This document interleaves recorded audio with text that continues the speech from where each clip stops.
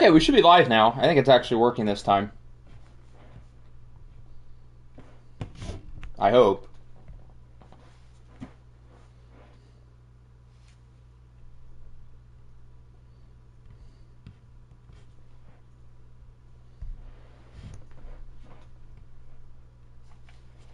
Is it working? It looks like it is this time.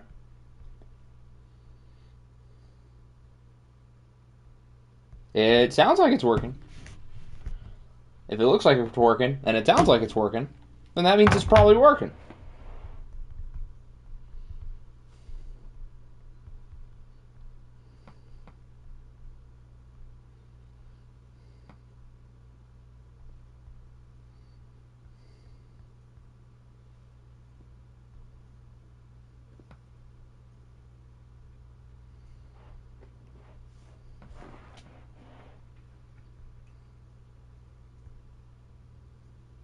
Alright, so with that, we are good. Took 10 years. Did it now? Well, the stream apparently says it took 53 years. So, you're a little bit off there, buddy. Bench all of the steamers. Got it. Managed to get a whole haircut before the stream started. Congrats. What is going on, SGIT and C-Mill as well? Welcome on in, gentlemen. We've got a fun day planned here, wrapping up the regular season with Week 18. We'll be watching two games. I'm pretty sure the games that won are the Jets and the Steamers. Imagine saying that 48 hours ago that we'd be watching that today. And then the Dreadnoughts and the Texans. So those are going to be the two games we watch. All the other games are going to be simcasted. So why don't we start off with simcasting all the games that don't matter at all? And there aren't many of those, but there are a few. So we'll start with the Panthers and the Desperados. That game does not matter in the slightest. Siri, give me a whole number between 1 and 2. Wait, don't we just use the home teams when we simcast all the games in Week 18? Yeah, I think that's what I normally do. Never mind. Sorry, Siri. Siri picked 1 and 2, ironically. The Desperados are not benching anybody, otherwise they would not have been on the poll.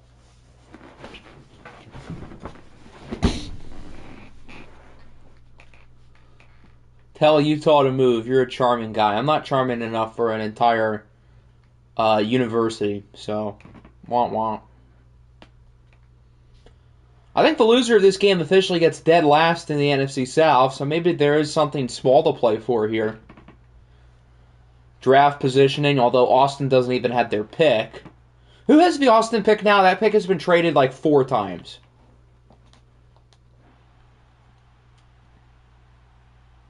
I know the Bills had it, and they traded it, I think, to OKC. I don't know if OKC... I think they traded that, too. So I genuinely do not know who has it. This game looks awful. Okay, Austin seems to be building a little bit of a lead. Oh, look at the Panthers. Okay, this game's actually interesting. I'm not going to watch because it's irrelevant. I do kind of want to watch this last play, though, at the 9-yard line. Oh, they're kicking. Never mind. I don't really care then. I thought they were going to try to be cool and score. I should have expected that if there's no timeouts. Oh, well, I guess we're going to overtime. So it looks like the Panthers had the ball, and they're moving it really well, and they will win it.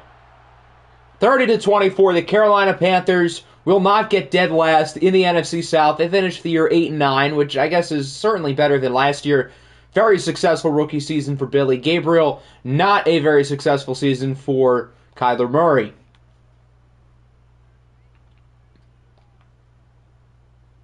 Both QBs were fine today. Antonio Gibson had a big game on the ground. Maybe Madden will hand him Offensive Player of the Year again. Alrighty, that's 1 down.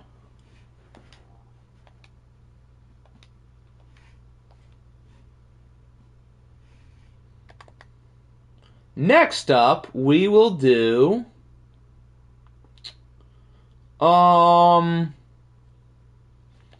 We'll do the Monarchs and the Explorers. So I guess the Explorers are still playing for seeding. They can hypothetically get the 3 seed or the 4 seed. I think they're currently penciled in at 3, right? Are they 3? Yeah, so if they win, they'll be the 3 seed. Most likely. Because, I mean, Washington is 11 wins too, so if they pass Dallas, who really knows what happens? I don't want to see my trash team. We're going to have to see them at some point. Might as well rip the Band-Aid off. I blame the NCAA next up for this move. They saw Oregon move, and it made Oregon move in real life. Yeah, but Oregon moved to the Big Ten, though. So it's not the same.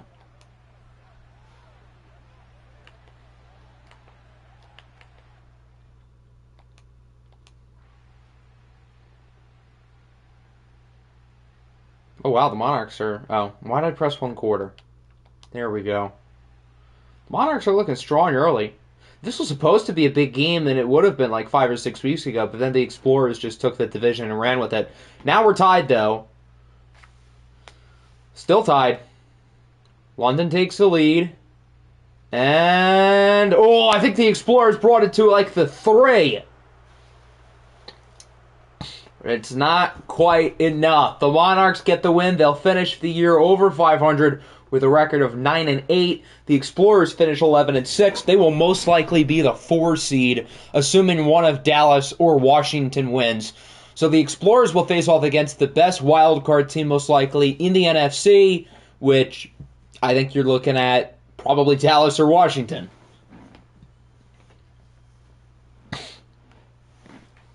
Duck in the Big 12. I was hoping for the Big 10, but at least Oregon got out of there when they can. I feel conflicted that Oregon and Kansas are in the same conference, though, now. Because, like, how am I supposed to root for both of my teams when they're in the same conference? That just feels kind of weird.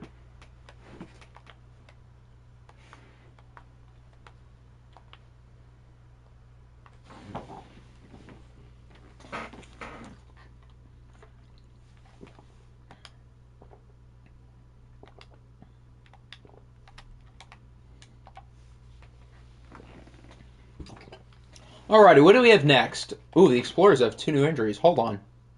Hold on. Their starting left guard and their backup left guard. Oh, Lord. No left guards for you. Okay, who do we have next?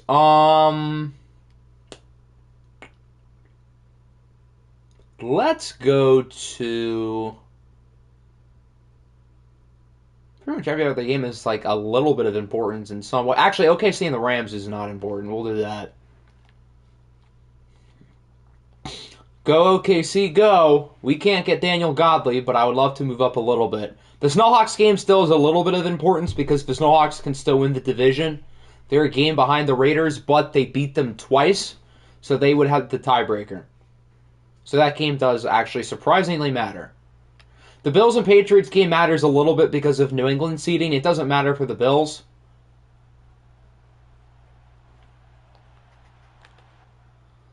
All right, OKC, clutch this out, please. Not good. Caleb Sampson, by the way, the rookie quarterback of the Rams, is making his first start. I don't like where this is going. Nope. No, sir. No, sir. This is bad. Okay. It is over. The Rams will get the upset over the Oklahoma City Nighthawks, who have lost 7 in a row? 6 in a row? They've lost a lot in a row to end the year. While the Rams finish what has been a disaster of a season, 5-12. They did win a couple games here late to try to ruin my draft pick, but I think it'll still be in the top 10. So we got that. Caleb Sampson was fine in his debut. He was better than Baker Mayfield, put it that way.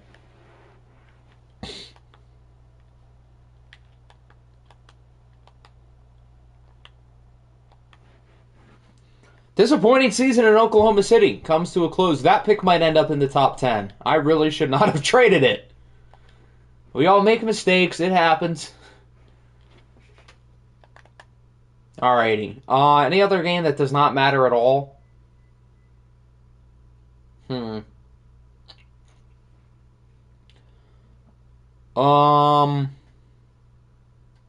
mean, I guess Mexico and Orlando doesn't really matter in a vacuum. We'll do that.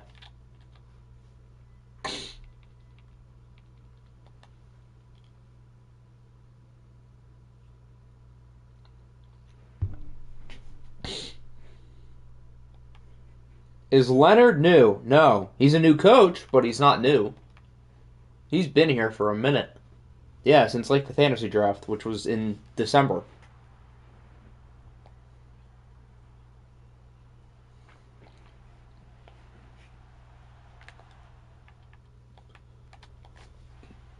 So Mexico's already clinched their playoff spot. They're looking for seeding. They'll, I guess, be anywhere between 5 and 7. As for the Orbits, they are playing for draft position. High-scoring game. The Orbits with the edge, though. They'll extend the lead. And it looks like Orlando will get the job done. 38-21. Mexico, the Eagles finished the year 10 and 7, so that means they will be either 6 or 7. If the Eagles win, they will be 7. Which is a spot that I would assume they don't really want. Desmond Ridder was pretty good. Jacoby Brissett was hilariously awful. He threw 4 interceptions. Zeke was good, though. Aiden Turkey was really good. Gobble, gobble. Storm Duck with 2 interceptions. The Cameron Dantzler replacement. With more interceptions today than Cam Dantzler has had all year. You know, I might have lost that trade. Alright, do we want to get to our first watch game of the day? I think we should start with... the Jets game. What does everybody think? The Jets and the Steamers! Ankti has lost every trade this year, except for the Patrick Surtain deal, and the Josh Jacobs trade, and the Myles Garrett deal, and the Devontae Adams one has been pretty good too. And Cam Dantzler's played 4 games with us, so I don't want to jump the gun. So, I think we're doing pretty well. Alright, Jets Steamers it is. Siri, give me a whole number between 87 and 88.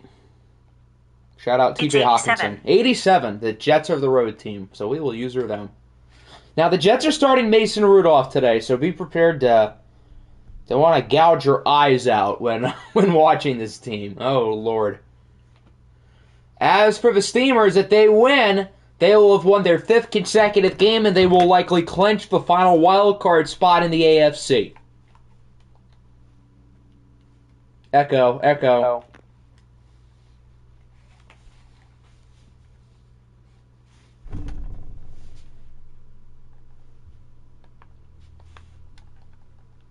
Last minute change. Oh dear, I can't wait to see what this is about.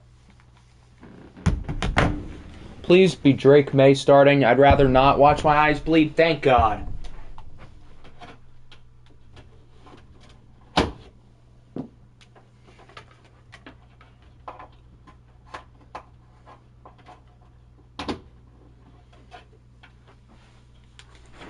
We actually get to watch a semi-interesting football game now. Hold on.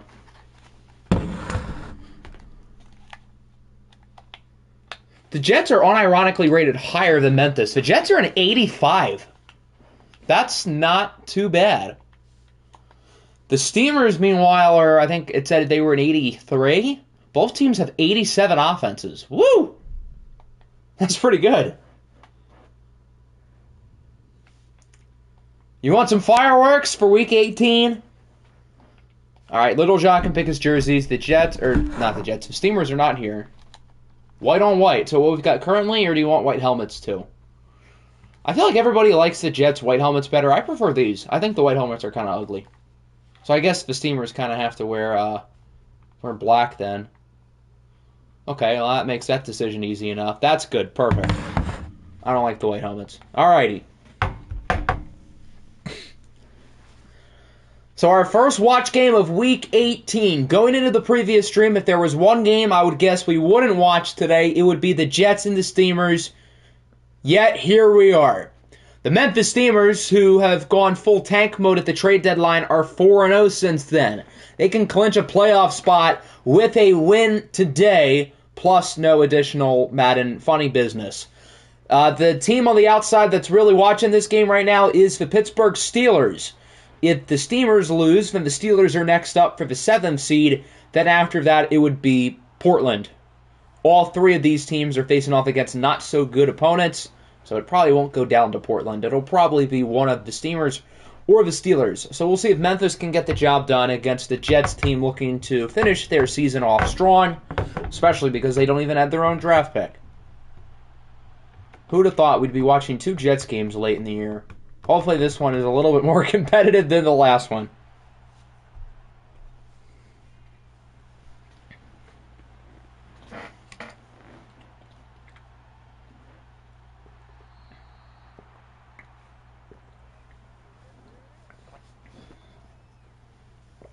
Here's a look at Tua Tagovailoa leading the Memphis offense with a playoff spot on the line. He's had a pretty good season. Nothing crazy, especially for Madden Sim standards, but overall, not too bad.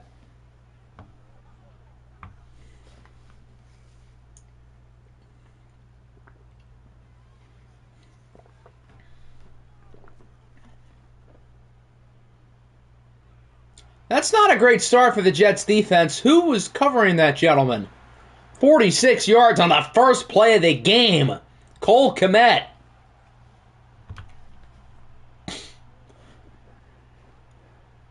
The Jets' phenomenal defense is off to a flying start. Phenomenal as in sarcasm. There's Bijan Robinson. He leads the backfield, and he gets 3.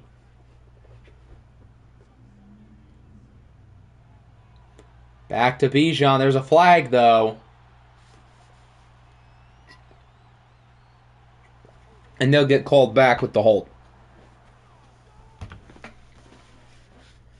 Against Tyler Biadasz. A team full of aborted babies can cover better. Fumble! That looks like a hit stick animation. I think that will stay a fumble. Bijan Robinson coughs it up, and it's picked up by Christian Harris. And the Jets force the turnover. Who got the hit? 38? I couldn't really tell. 38, Chris Smith. The guy who I got offered like 7 trades for. Who unironically is a lot better than I thought when I declined all of those offers. Here is Drake May. He's been pretty disappointing over the second half of this season. Looking to finish his year off strong.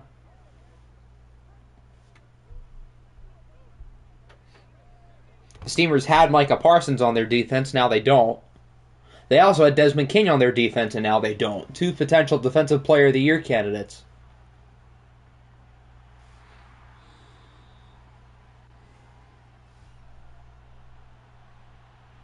These look like Oregon versus Utah jerseys. I guess the colors aren't that far off. Drake May coughs it up, and the Jets recover. That could have been bad. I mean, it still is bad. They lost like 7.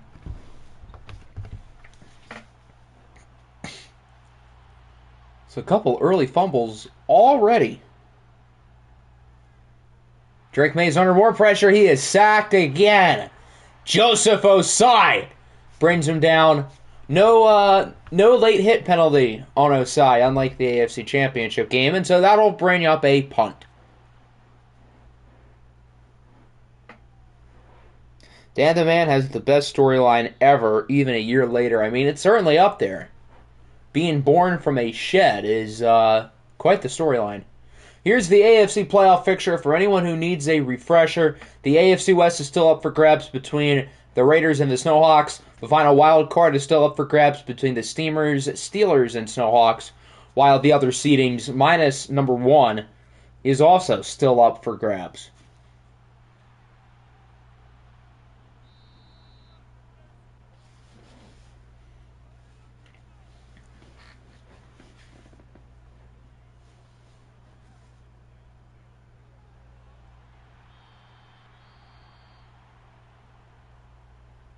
What seed are the Bengals? We will be either 2 or 3. More likely than not 3. But I'm really hoping for 2.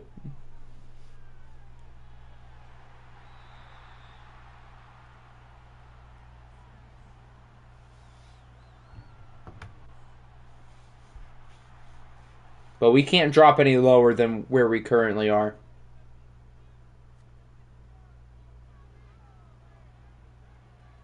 The 2 seed is the cursed number. We've been the 2 seed, I think, every single year, including the sim year. Maybe we are cursed as the 2 seed. Maybe I would rather just be the 3 seed. Giles complaining like Deshaun Watson isn't the worst watch game QB. Watson was pretty good the first watch game against Houston. He sucked last stream, but before last stream, he was having an overall not bad season. And then everything just kind of fell apart. Kapoosh.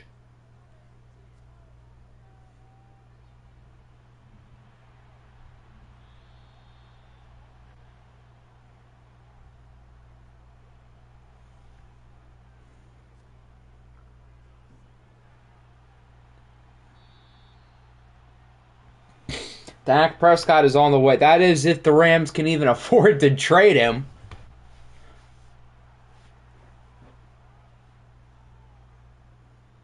Dan had a cannon. Yes, he had an arm. He could sling it. Tua is also slinging it. 6 of 6, 93 yards. It looks like he wants that playoff spot. He has 155. No, he doesn't. For this year, he has oh my goodness, another fumble. Bijan. Oh, is that going to be a safety? No, they got it at the 2. Okay, well, they were lucky because of forward progress and all that. But that's definitely a fumble. Is it? I think so. Bijan's coughed it up twice today already in the first quarter. Yikes. But anyway, I don't know how they have $155 million this year when they have negative 17 right now. So that don't even make sense. I don't know how much they have next year, but this year they're in the negative.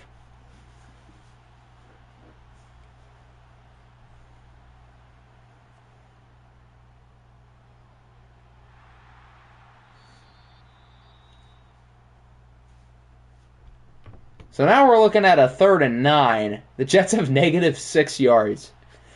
Well, I mean, they're not losing yet. How many contracts do I have to pay? I don't know. There's a whole video for that. You might want to watch it.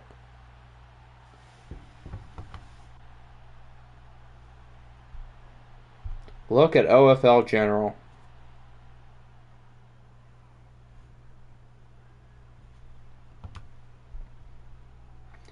I'll be damned. I mean, you said they had $170 million this year.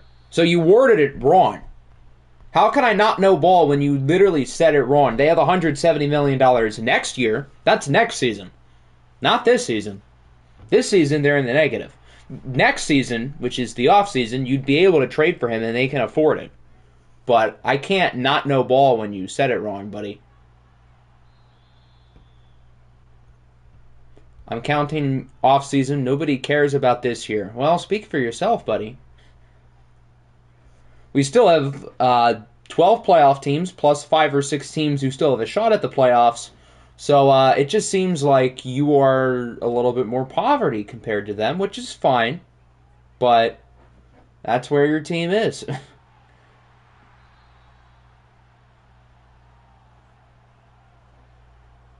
7-10 and still having a second place schedule.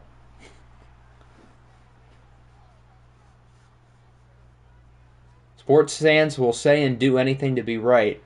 What if you're just always right?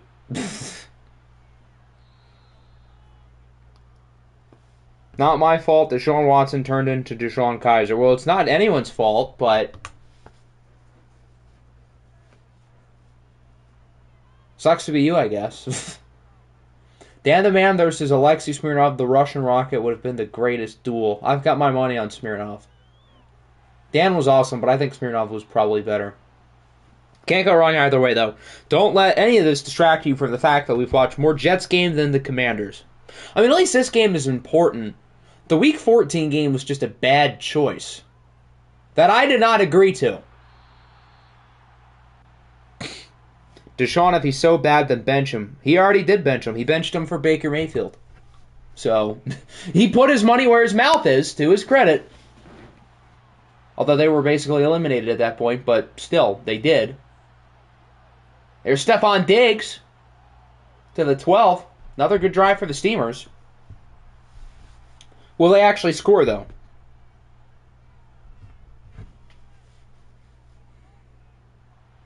Oh, that was nearly intercepted. A third potential turnover. That was close. Ironic that Mayfield and Watson are in the same quarterback room. I know Baker Mayfield's a big Deshaun Watson fan. Ooh, look at Diggs. Good play to the 2.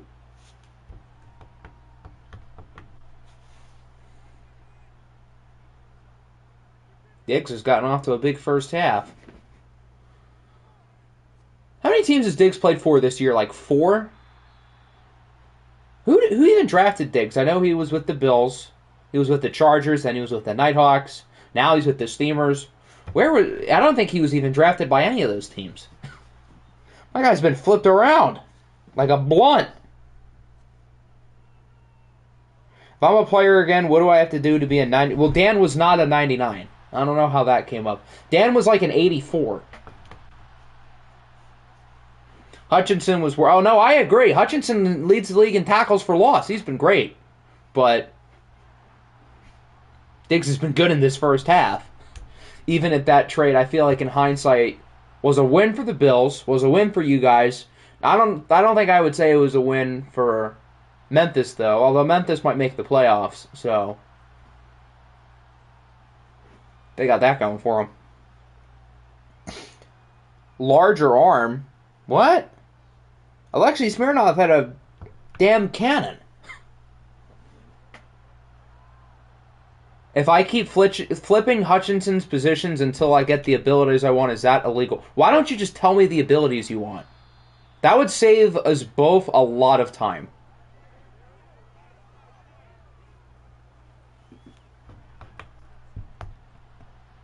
You said he was like a 90. He might have been a 90-something after the first year, but he was drafted as like an 83 or an 84.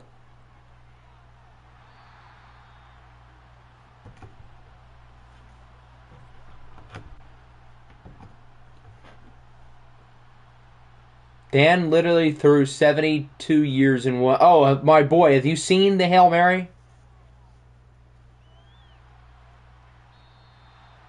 Jets get stopped. That's Drake May's first completion of the entire game. The Jets have literally not had the ball today. It's basically as if Drake May was benched after all. He hasn't had to do anything. He's thrown 2 passes. And we're halfway through the second quarter. Talk about dominating time of possession. This game has been an all-out blowout minus the fumbles. If not for the fumbles, it'd be 21-zip. Memphis wants that playoff spot other than Bijan's ability to keep the ball.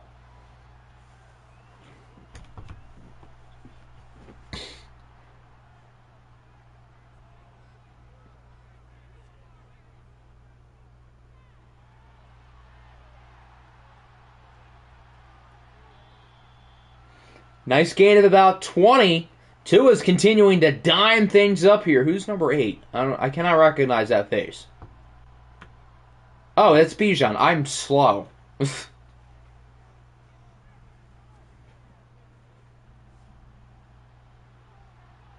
Look at Bijan. Big run to the outside. He's still on his feet. What a run. I'm actually going to lose it. Your team has 5 wins. You don't have your own draft pick. I don't see how this game is that important. I mean, I guess I'd want to win too for pride.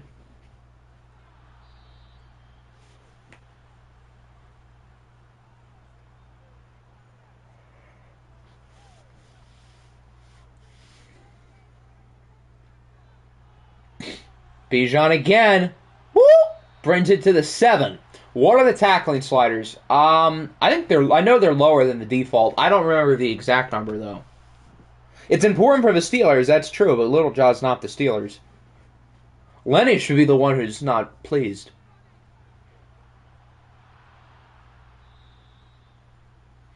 Although Lenny also only became the coach 3 days ago, but he still should not be pleased.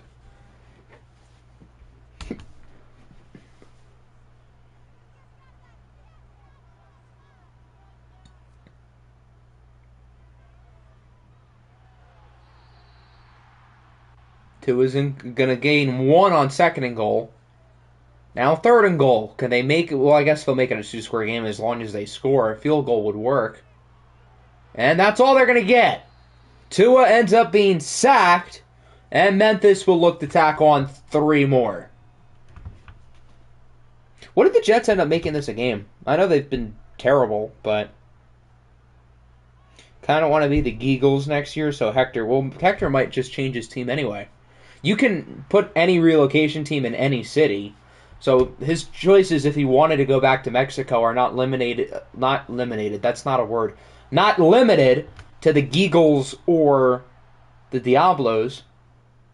Why'd they take the Conquistadors out of the game? Is it because that's like kind of similar to like Christopher Columbus in a way, even though he wasn't a conquistador, he wasn't a good dude? Is that like part of the reason? Why is Bijan so white? That's a really good question. I think he's like the mixed face that has like dreadlocks.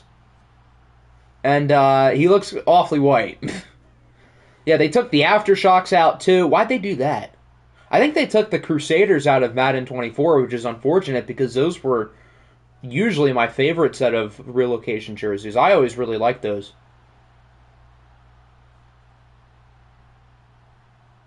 They would have been a good choice if I do end up picking expansion. But now I don't think I'd be able to pick them. The Aftershocks are a good name, and I don't remember what their jerseys looked like, but I know they had cool colors. I think it was like blue and yellow, like a dark blue. Those colors go pretty well together, I think. Those pink jerseys are my favorite. Which jerseys are pink? I know there's some purple ones. The Beats are obviously bright purple. The Condors are bright purple. I feel like bright purple's like a cool color for a jersey, and nobody really does it. Like, I like the Vikings purple, but that's like a dark purple. It's still a good look. That's why I picked them for OFL 22.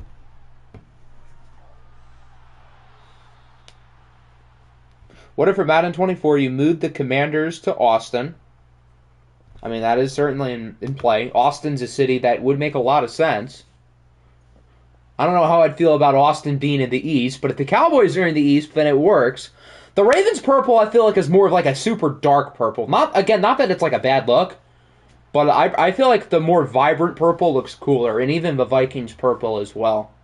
I'm going to be the Virginia Beach Cowboys. Wow, Nick and Ader might hate you for that. But at least the Cowboys are out east. What is going on, Nick? Welcome on in. The Memphis Express. Don't the Express have, like, awful colors, though? The Express is a cool name, but, like, I feel like it'd be so much cooler if their logo was, like, a train. I think it's just, like, a star with, like, awful colors.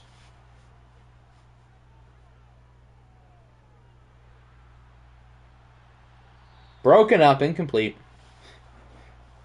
The Paris Black Knights. I don't know how I'd feel about international. I feel like Europe would be kind of interesting. I don't think like South America or Tokyo would be all that realistic. But Europe is possible. London, Paris, Dublin. Did they add any other European cities other than Paris? You can't fool me. I'm familiar with your game. Yeah, the Cowboys haven't played yet, but the Explorers lost, so if you win, you'll be the 3 seed. International is boring. How is, like, Paris less interesting than South America, respectfully?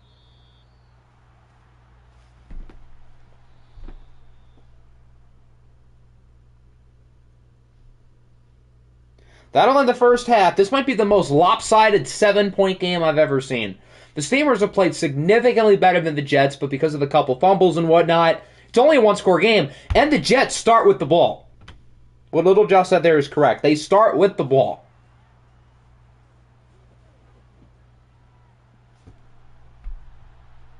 You need to be in Albuquerque and be the Blues. I suppose people would like that. The Jets want it more. Do they, though? The Jets have been really bad.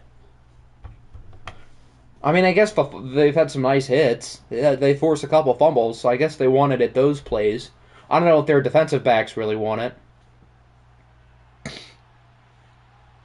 I want it more. Yeah, Lenny's the one who really wants it.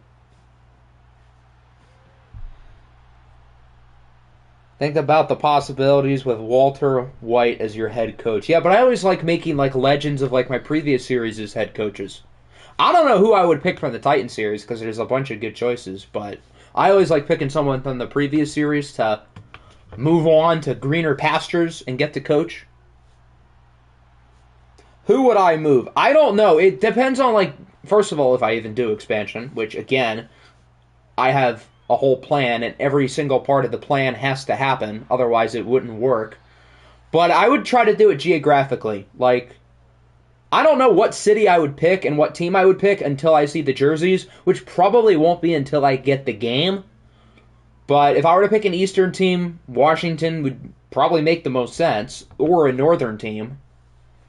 And then other than that, just like some other smaller market, less relevant team, preferably in the NFC, because I was in the AFC this year. Ooh, nice play. We are tied at 10. Dalton Schultz with the touchdown, and this game just got interesting. Piggins, Bryant, Simpson, all very good choices. All of my ex-players are going crazy. That's how I feel whenever I see the Cougars box scores with Joe Mixon.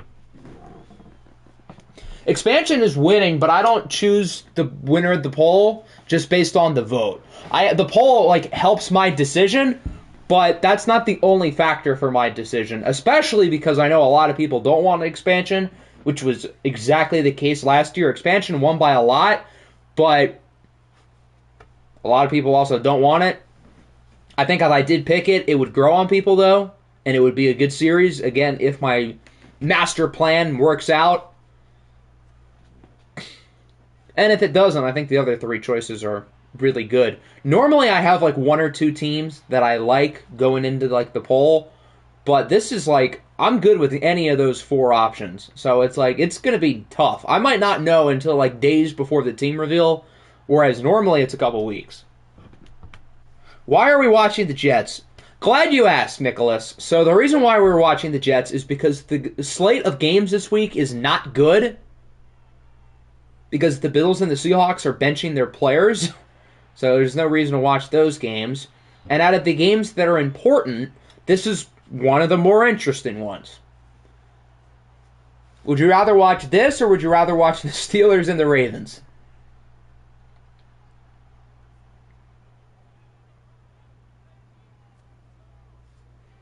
This game sucks. More like you suck. This is fun. It's tied when it shouldn't be tied. That makes it, like, interesting. Well, obviously, you'd rather watch the Steelers than the Ravens. That would make sense.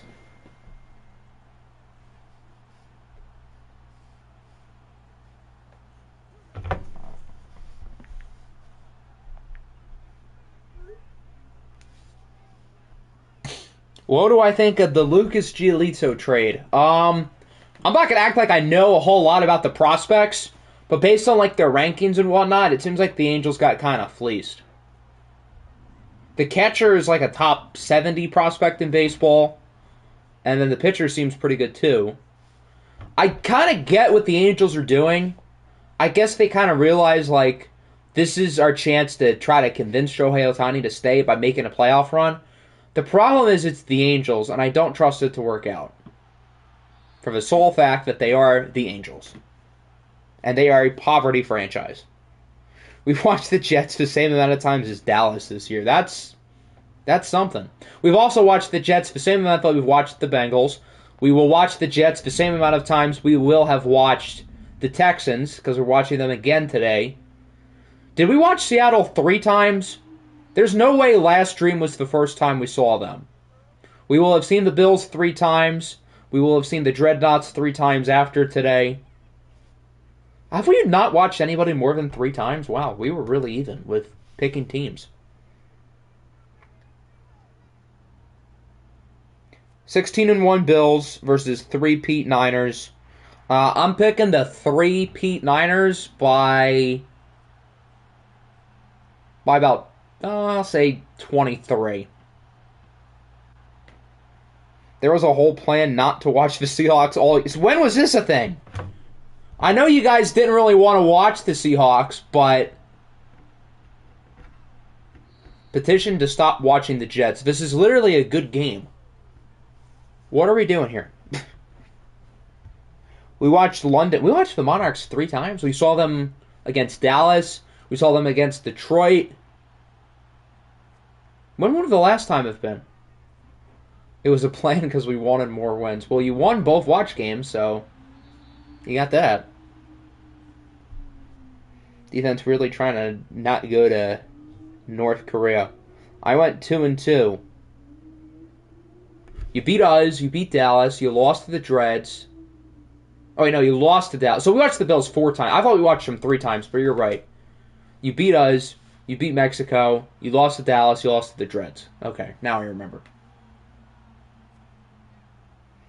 I don't want to watch 1990s football air the ball out. Tua has like 18 of 20 completions for 200-plus yards. He's been throwing dimes all day. What are you talking about? Are we watching the same game? Drake May, 13 of 15, $154. And most of those have come within the last, 10 minutes. Because if you remember, when there was 5 minutes left in the second quarter, he completed his first pass. So, I don't know what you're watching.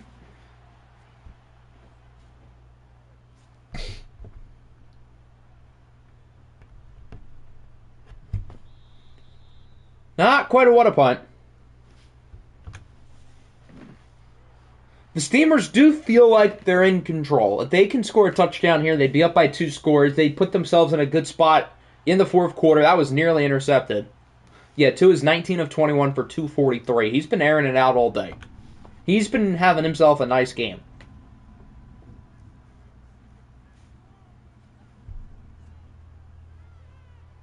How come in Madden, like 2K, they sim earlier games?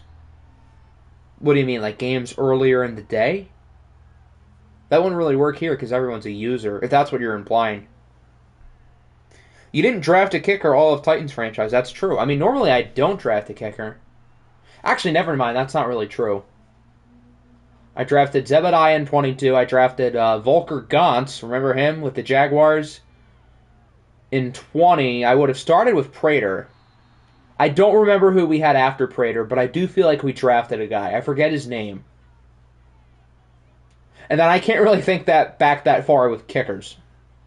So, yeah, I guess this is one of the rare instances where I don't draft a kicker. Or a punter. Because Jeffrey Walker was a UDFA.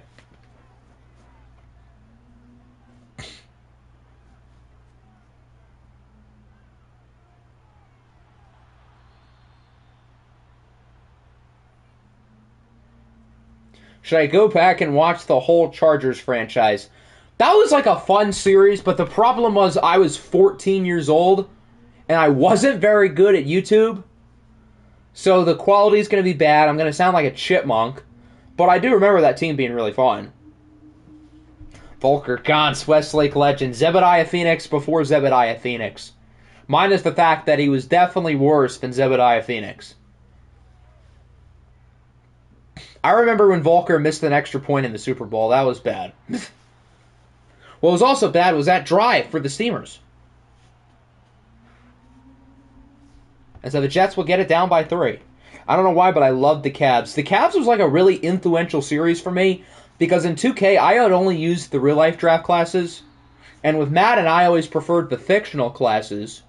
But with 2K, I used to like the real ones better. But then that was the year I made the switch. And I'm really happy I did that. Although having the real players is cool, having the fake players is much more fun. Zebediah missed a field goal in the Super Bowl. I don't think it was an extra point, but it was a field goal. Might have been in overtime. He had like a really bad miss. And then the game-winning field goal, he almost shanked as well. So I guess it kind of runs within the Westlake lineage of their kickers having horrible misses in the Super Bowl.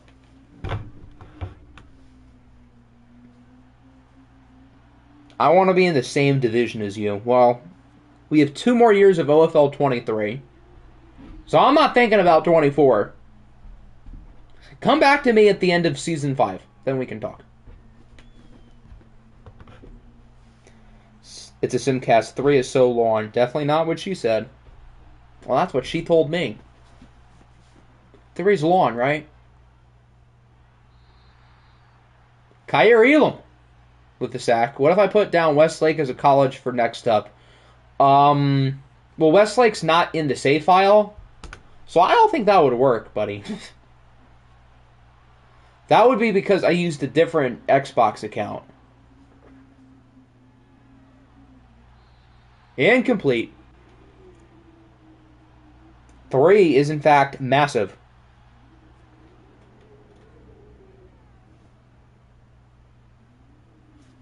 So now the Steamers will get the ball back. Same thing as last drive. If they can make it a 2-score game, that'd be a big deal.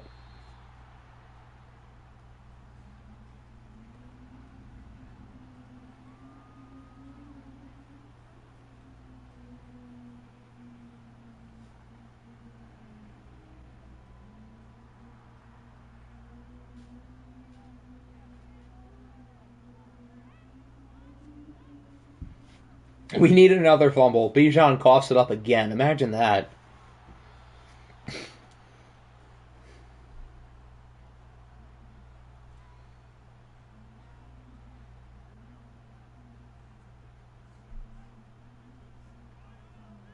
You guys aren't prepared for Puma Whitlock's rival quarterback, Jack Turkey. Does he know?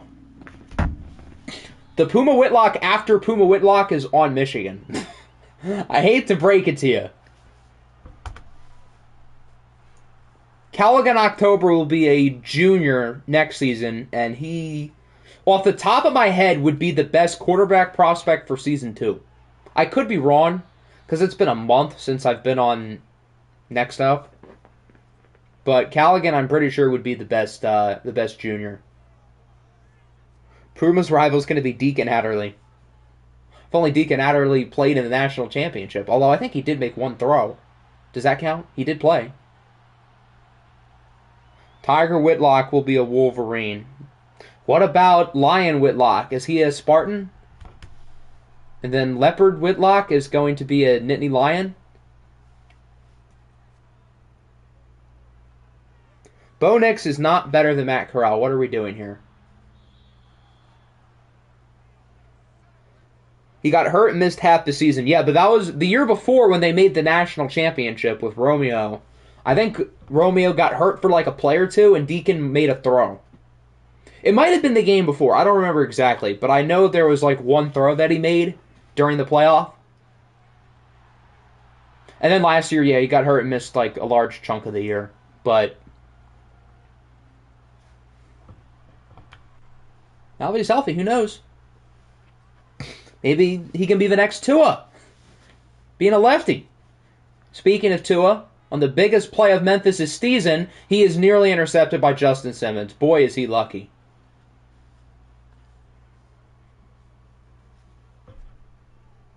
He started and won a game when Romeo's child was being born. Oh yeah, Romeo got hurt in, I think it was the Tennessee. Didn't they lose that game? I'm pretty sure they lost when Romeo got hurt when he was a senior. I think it was against Tennessee. What does the script read for the next Titans video? I haven't seen the script yet, so I can't really help you out. Actually, the script says Romeo gets hurt in the first quarter. Rather than turning to Bryson Byrne or Rufus Motley, Deacon Adderley appears from the stands. He's going to come into the game and win it for the Titans. Book it.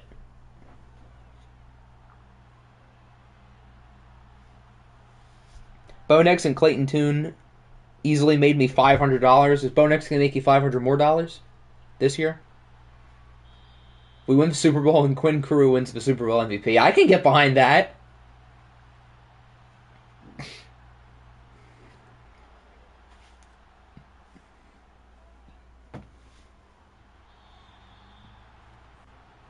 Third and 5. Here we go. Big play. If the Jets don't get it, what do you do? Because you have under 3 minutes left. It's almost like, what do you have to lose? You might as well go for it. I feel like they're going to punt it, though. Weak. I'll give you $60 for next OFL. You draft an all-white team and relocate to Utah. I would do it if there was like good white players on the board. Then then it'd be funny. I would have to make sure I get both Bosa brothers, Christian McCaffrey. I have plenty of choices at quarterback. We'll get Hunter Renfrow, Travis Kelce. I'll just get a bunch of tight ends and move them to receiver. How about that? I'd be kind of screwed in the secondary, though. There's not 4 Troy Apkes. I could get Riley Moss, though. He's cool. TJ Watt, Max Crosby. That pass rush would be nasty. Zach Wilson is your quarterback. I mean, there's better white choices, but he is the whitest quarterback in the league, no?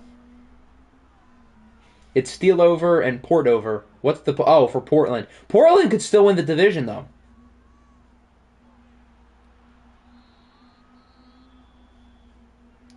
White, I assume you mean Bijan is running all over y'all. Who's the running back that went to Air Force with a crazy name? That went to Air Force? I don't remember there being a special guy on Air Force.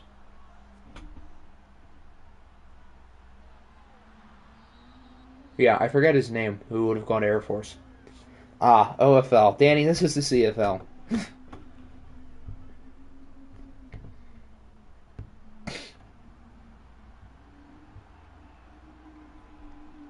Octi ruined Antonio Crane's career. It's not my fault his team was bad. I made him he was a 99 overall as a senior. I made him really good.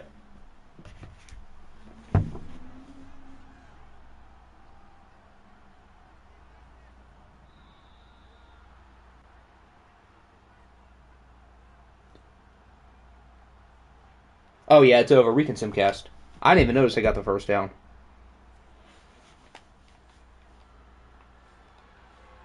I sent him to A&M over Georgia. How would he have played on Georgia? I don't think there was a running back of his year anyway. Because I think he was created in Season 2. And they had a couple of seniors. That was when Patalomayo Malawalu was a senior. And they would have had Keith Humphrey as well. And then they just had a bunch of true freshmen. So he couldn't have even fit on Georgia. But anyway, that'll do it. The Steamers beat the Jets 16-10. And with that... bearing some EA funny business, which is very possible, the Memphis Steamers have somehow clinched the final wild card spot in the AFC, and after going 4-8 and going full-on tank mode at the trade deadline, they are now going to the playoffs. Bijan finally playing how I intended him to. Oh, you missed the beginning, where, well, we'll get to that in a second. Tua was quite good. Drake May was cool, too. Or any competent school like Michigan or Cal. Well, maybe you shouldn't have put Texas A&M on your list. Yeah, but Bijan played well, but he fumbled it twice. He was not good in the first quarter, but after that, he was really good. Breece Hall, on the other hand, not so much.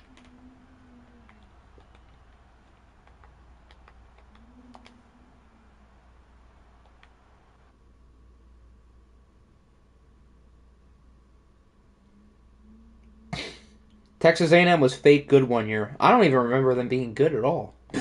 I could be wrong. It's easy to forget earlier seasons, especially of random teams. Alrighty. So now we're going to look at some of the more relevant games. We will start with... Let's start with our game. The Vikings and the Bengals. Our game doesn't really matter, minus if we finish 2 or 3. They had a good quarterback. Oh, yeah. They had Luca Franco, who I think declared early after Season 2. So it was probably Season 2. They had a good safety. I remember the safety. Ace Legardeur, I think was his name, because we almost drafted him. I think that would have been Season 2. When will you sim our game? I don't know. We'll see. Any shot you lose. I think it's a small shot, but with Madden, you never truly know. Even though the Vikings have been really bad, I'm playing all of my starters.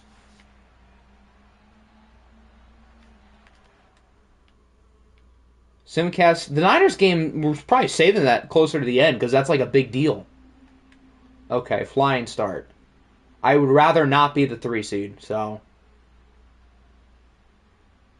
Okay, now we're picking things up. I spoke too soon. Oh, no, never mind. We're good. Or are we?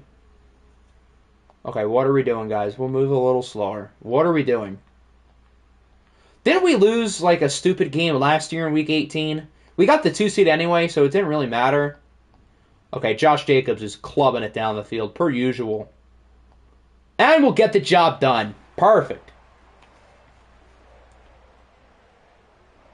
23-20. The Bengals get the win, so we can still climb up to the 2 seed if Tennessee loses. Game was a lot closer than I would have liked, but I suppose a win is a win. I'll take it.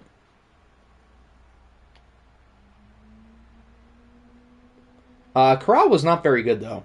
Not a great end to his regular season. He was outplayed by C.J. Stroud. Josh Jacobs of a light 8.7 yards per carry to finish off the regular season. We will certainly look to get him the ball even more in the playoffs. And then sacks. I'm curious about this. Uchenna Nwosu had 2. Garrett and Chase Young each had 1. Myles Garrett is hurt.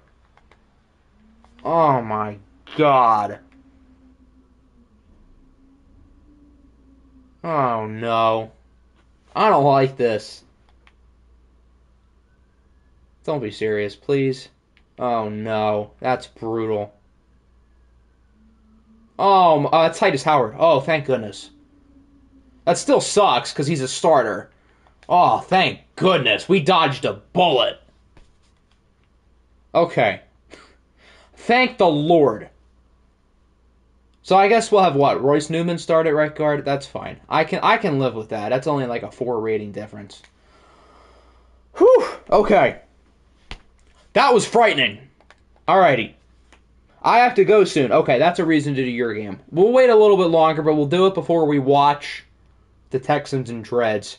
Let's look at the Bills in New England now. We'll do that next. I think the Bills were home. Maybe you should have rested your starters. I still have something to play for. I want the 2 seed. I don't want to play Houston or New England in the first round. I would like to play Memphis.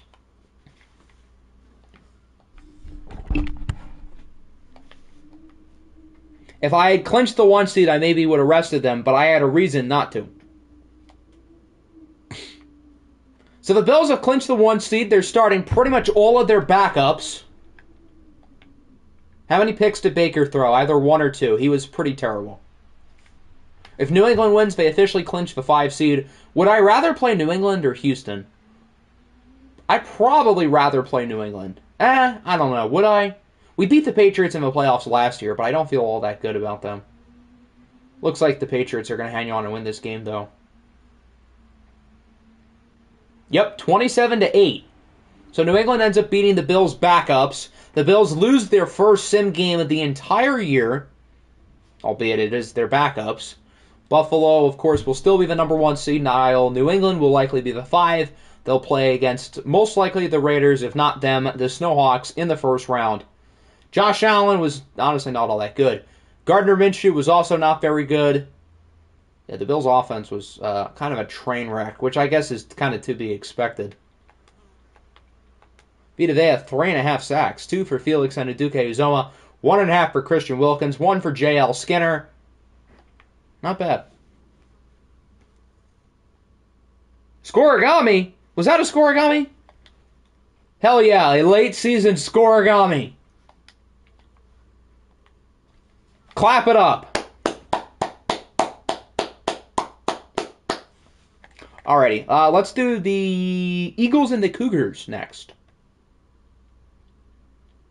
I benched all my offensive linemen except for 1, and Isaiah Wynn was like the only guy who didn't allow a sack, probably.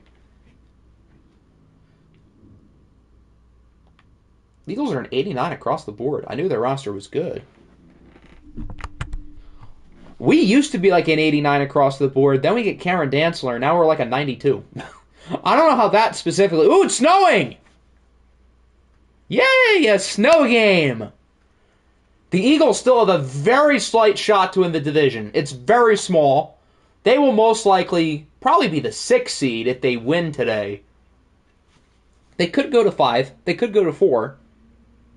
I guess hypothetically they could go to 3. Albeit that's like super slim. Let's watch. I don't think we need to watch the Cougars. They're pretty bad.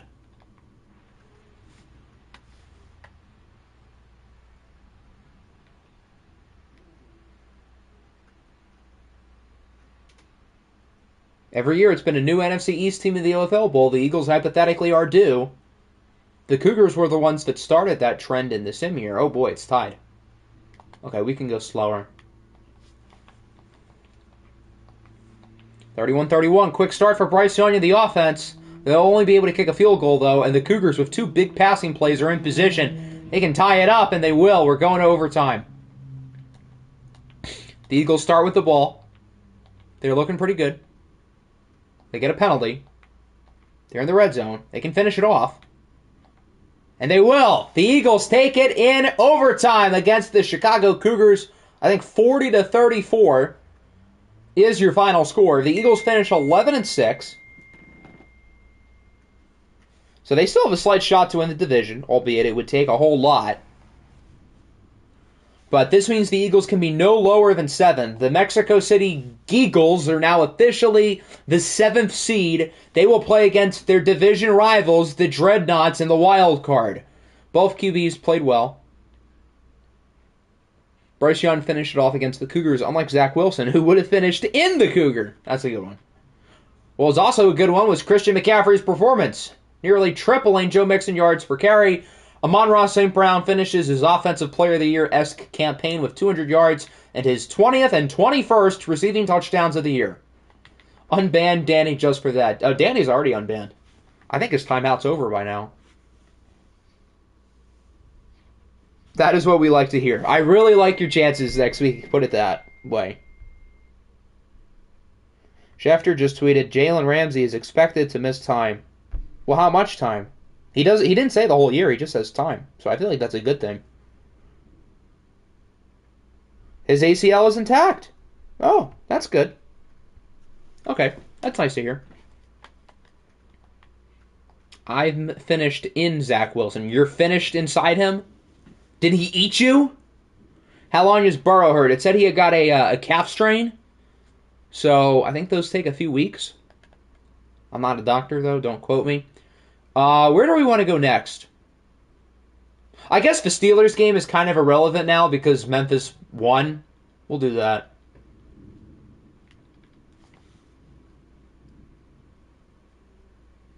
Now that the Steamers have won and clinched, the Steelers are... They're done. They're done. But this game is actually still quite important for the Ravens, who only had 3 wins and still have a small, albeit a mathematical shot to get the number 1 pick and to select Daniel Godley, the talented quarterback out of... Actually, I don't know where he goes to school. I feel like it's Auburn. But I don't remember. Hutchinson broke the TFL record. I think he did, because I remember in the Eagles franchise last year, Bobby Wagner had like 30 TFLs for us one year, and I remember finding out that was the record. What if Burrow tore his ACL? Well, he was grabbing at his heel, so if it'd be like a serious injury, it would have been an Achilles tear. But they said it was a calf strain. We've had a bunch of like big injuries, and they've all been like not that big, which is good. What's also good for the Daniel Godley tankers is that the Ravens are no longer in contention. Daniel Godley is not going to the AFC North. Thank you, Jesus.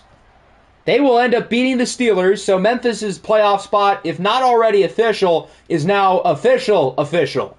And with that, the Daniel Godley race is trimmed to 3.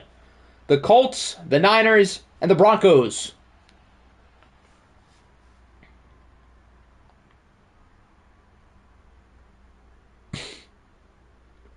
Hayden Callaway was solid. Justin Fields was pretty bad. The Ravens probably might look for a quarterback anyway, but unfortunately for them, it won't be Daniel Godley.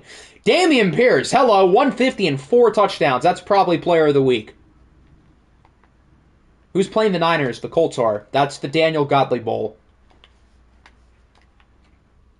If I was the Ravens, I would have played Jordan Stout.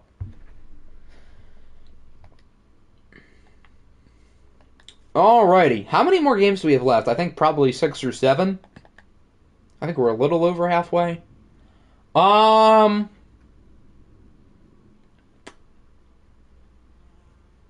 Let's do the Godley Bowl. The Colts and the Niners. If the Colts lose, they will clinch the number 1 pick and the right to select Daniel Godley in this year's draft.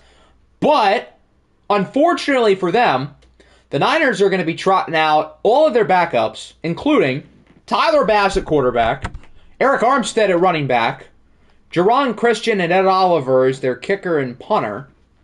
I am very curious to see how this ends up.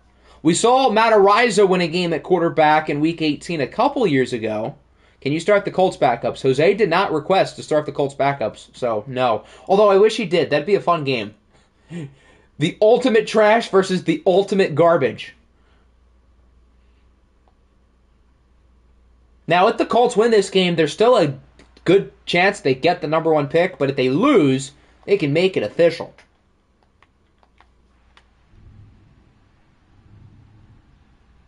I love how the Niners went backwards so often. Oh my goodness, this is going to be such a disaster.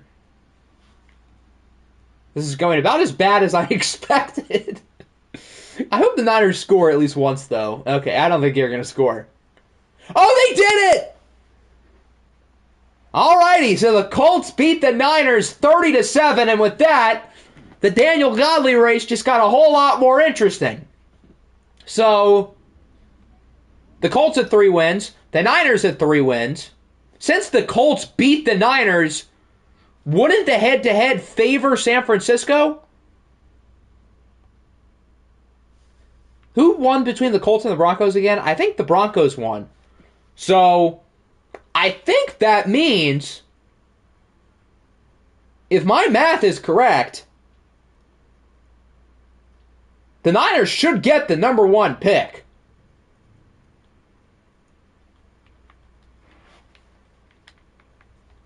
Interesting. So Justin Pope is probably on the move. The question, though, is where?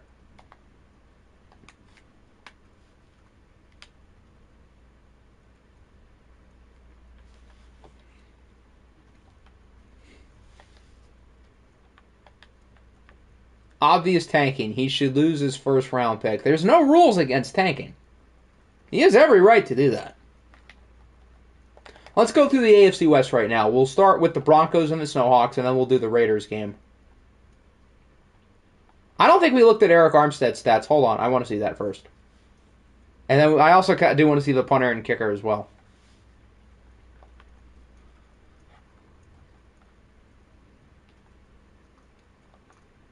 He's going to trade the pick for some reason.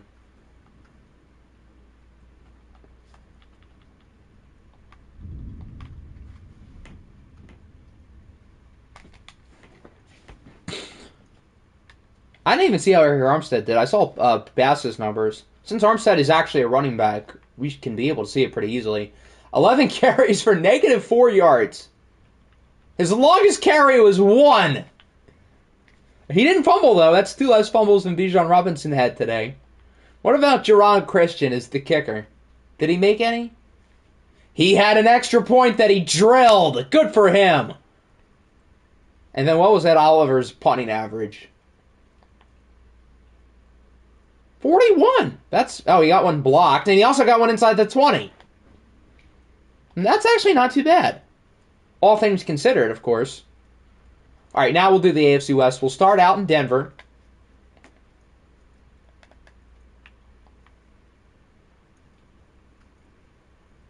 He should. Justin Pope wasn't all that good this year. Let's be serious, guys. Daniel Godley is the OFL equivalent of Victor Wembanyama. If the Spurs traded that, they would be rightfully put on a throne.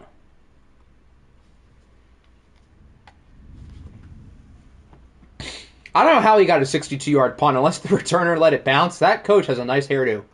I think the Broncos coach would be Snoop Dogg. So I guess that would make a lot of sense. When is the Oilers? Oh, we have not simcasted the Oilers game yet.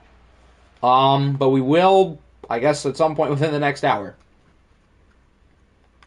Every QB Danny has obtained is trash. But it's Daniel Godley. If Daniel Godley ends up bad, then, oh, Lord. Portland seems at the edge. The Snowhawks need to win if they want any chance of staying alive within the division race. And it looks like they will win. So if the Snowhawks do their part, they will finish the year 8-9, while Denver, although Trey Lance tried his best to award his team Daniel Godley, I think based on the tiebreakers, the order would be Niners, Colts, Broncos at the top. We should watch them. But here's the problem with watching the Oilers. The issue with that, if I load up the poll here, is that their game got the least amount of votes. So, yeah.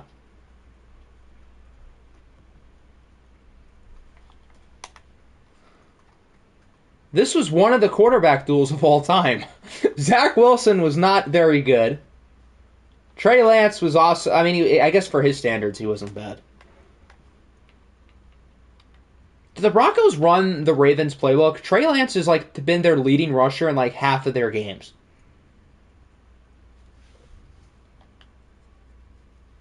All right, now we'll do the Raiders game. So now the Raiders have some pressure. They need to win if they want to win the division. Otherwise, it will go to the Snowhawks.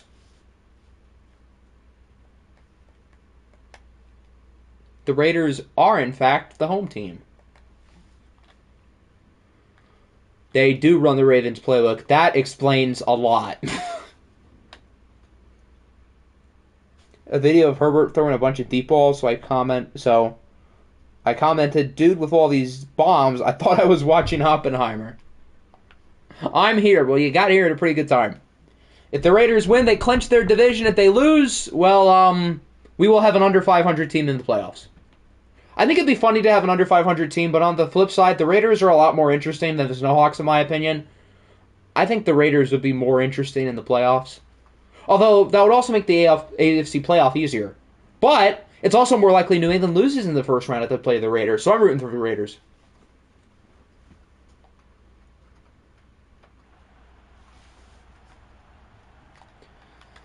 The conclusion of Tank Division. Who's going to the playoffs, the Raiders or the Snowhawks? It's looking good for the Snowhawks. Uh-oh. Okay, the Raiders are back on the board. The Chargers respond, though, and they respond again. Uh-oh. It's not looking good for Vegas. They score, though. Okay, it's over. The Portland Snowhawks, who were maybe the worst team I've ever seen in the history of the OFL a year ago, with Zach Wilson at quarterback, are going to the playoffs. They get the job done while the Raiders fall to the Chargers. Both the Raiders and the Snowhawks finish 8-9, but since the Snowhawks beat the Raiders twice, they will get the final spot. Despite a really good game from rookie Hugo Fredrickson, Kevin Shasha was even better. Looks like he wants to keep his job, although I had a hard time thinking Kevin would have replaced himself anyway. A lot of sacks. 4.5 for Baron Brown, and oh my goodness. Who dey? Bengal legend. How did I do that? I don't know. That's a good question. Yes, the Eagles won. You guys will probably be 6. No lower than 6. You could hypothetically go as high as 3. Okay, I think we watch the Texans and Dreadnoughts now. If I'm the 6 seed, who is the 3 seed? Most likely the winner of the NFC East. Unless both of those teams lose, then all hell kind of breaks loose. That's kind of unlikely, though. So we'll watch the Texans and the Steamers, and then after that, we still have Dallas, Seattle, Washington, Detroit, and Tennessee, Houston to Simcast. Siri, give me a whole number between 240 and 241. It's 241. How can I win the division when I split with Dallas and the Commies? If they all finish 11-5. Actually, wait. Did Washington beat Dallas twice? Or 11-6, I mean. Did Washington beat Dallas twice? I think they did. Okay, then maybe the Eagles can't win the division. Here, let me check. What happened with Washington and Dallas? Oh, you guys tied? Win, loss. So it's a 3-way tie. Okay, so everybody's split with each other. So in that case, isn't it division record? Everybody in that division is done. NFC East, let's see. They're all 4-2. Oh yeah, because they all split each other and they all swept the Cougars. I think after that it's common opponents. I'm pretty sure Nick calculated that for the Eagles in Washington, and I think they're still tied. So we'll just see what happens. Dallas is ahead in the standings, so I would trust that Dallas would have the priority.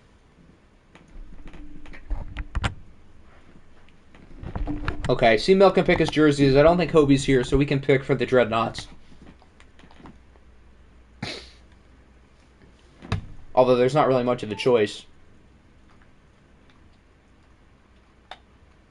W Division. Can't say the same for the AFC West.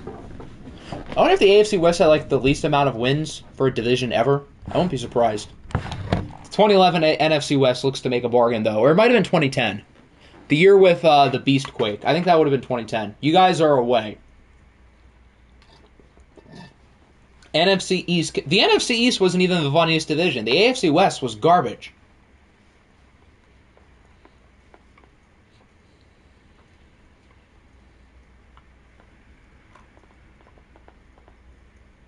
Red helmets and pants. I assume you mean what? Yes, white jerseys.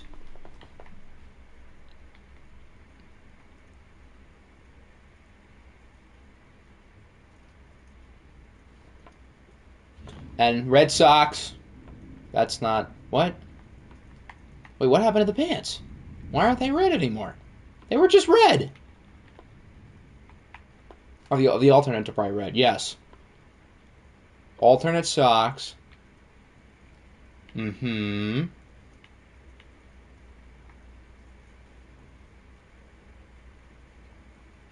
Okay, so I think it'd be either black or white. I guess white. That goes kind of hard. And then the Snowhawks, I guess, can go all blue. Alright, as you guys watch the intro, I'm going to fill up my drink, and I will be right back.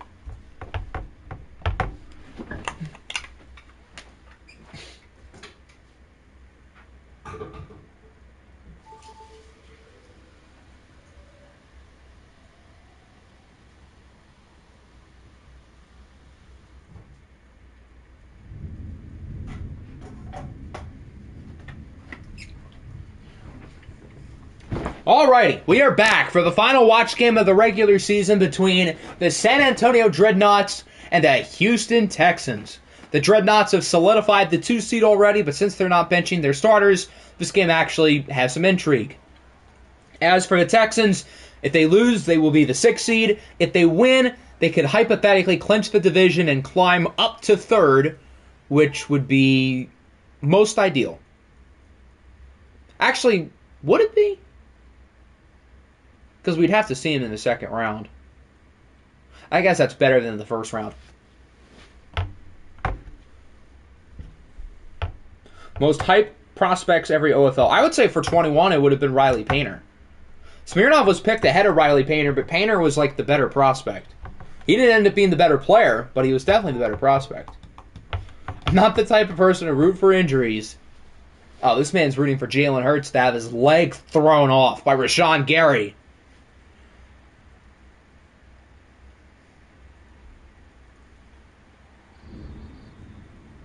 Last year during Week 18, Rashawn Gary had 9 sacks en route to helping him finish the year with 32 and ultimately winning the OFL MVP.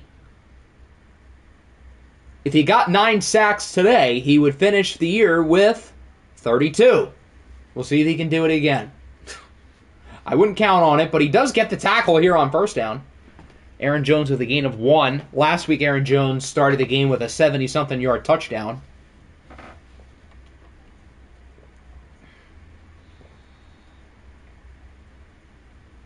I'll put Jalen Hurts in my shed for 2 months.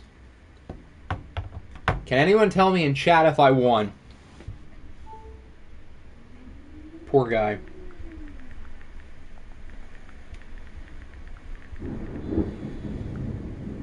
Nothing on 3rd down. And so they'll have to punt it. The weather outside is so loud. My goodness. How bad? By a lot. They got killed. Enjoy the Dreadnoughts in the 1st round. Here is the Texans offense featuring Lamar Jackson. We've got 2 MVP candidates today. Last week when we saw the Dreadnoughts, we had 2 MVP candidates go up against each other with Jalen Hurts and Lamar Jackson, both of whom were not disappointing. Since the Broncos lost, it's not down to you in Denver because the Broncos beat the Colts. So if it's based on like head-to-head, the losing team would be ahead of the winning team. So since the Broncos beat the Colts are ahead of the Broncos, and since the Colts beat you, you're ahead of the Broncos.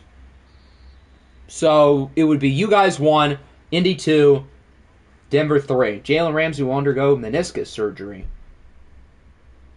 with possible outcomes ranging from return to the opener to missing the season. Wow, that's quite the range.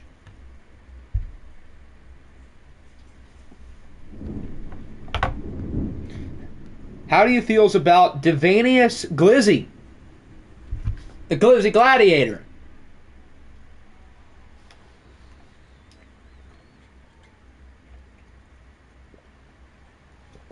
If for whatever reason EA gives the first pick, will you give it to me since that's logic? No, because I could have I'm not like an expert with the draft pick tiebreakers. So, if EA does it differently, EA is at least consistent with the tiebreakers. EA is usually correct, but even if they're not, they're consistent. So I'm not going to change it based on what the game does.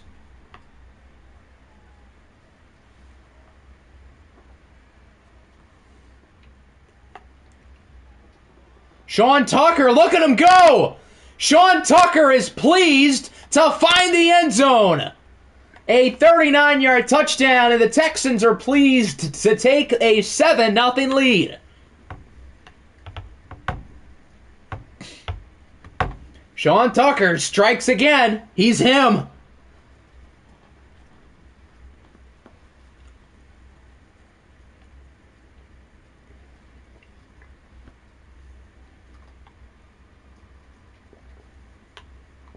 I am pleasing myself after that. Your master plan is working. What? Trade me Tucker. I'm sure the Texans would love to trade Sean Tucker. Create a really good halfback to destroy my rivals. Here's the NFC playoff picture if anyone wants an update.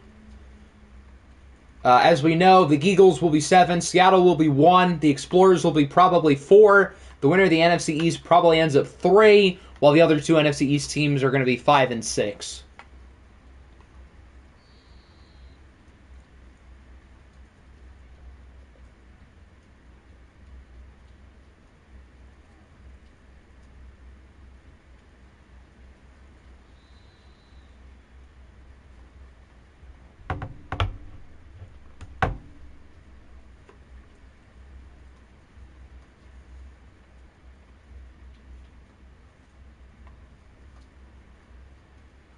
Third and 5, it's intercepted. And the Texans are going to get field position all the way at about the 5. Who's 21? It's not Trey White. I don't think it's Chauncey Gardner-Johnson. It's Taylor. Sean Taylor. Is his name Sean? I think it is. Sean Taylor with the interception. Lamar's in the zone. And the Texans can make it 14-0.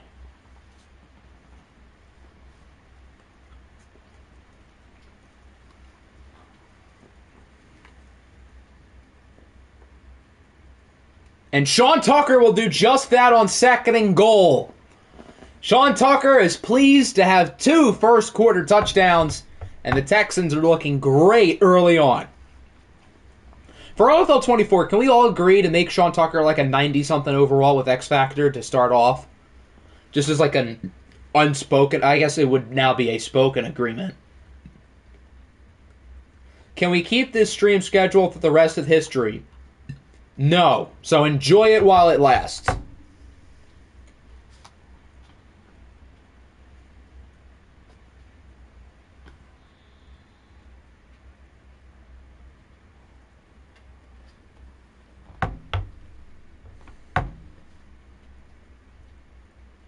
What's Rashawn Tucker lore? He's him.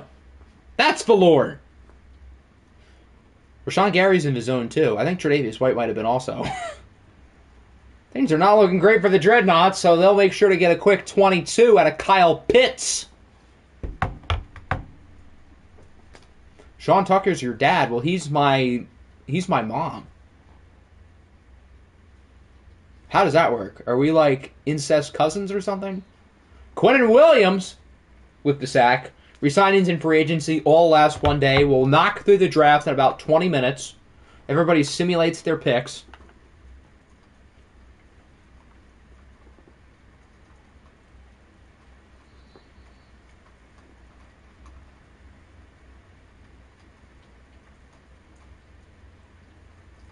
Third and 10.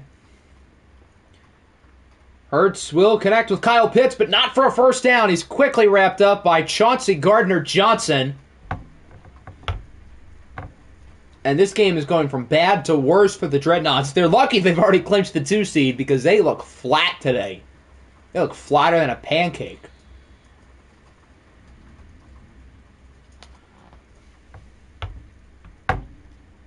Lamar's in the zone. Sean Tucker's in the zone. Zach Lawler is in the zone. Everybody's in the zone on the entire roster, and we're 8 minutes into the game. No, 7 minutes into the game.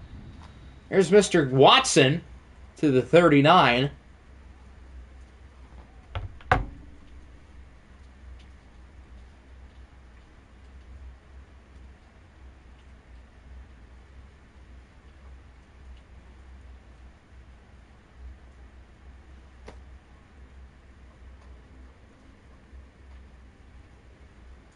Fumble, he was 100% down. Not even close. So the Dreadnoughts get the turnover for now, but this one is not going to stand. He was clear as day down. Yeah. I don't even think we need a review. That was pretty obvious. Actually, we do need a review because the call on the field was a fumble. Yeah, George Kittle and he down. So the Texans will, unsurprisingly, keep the ball.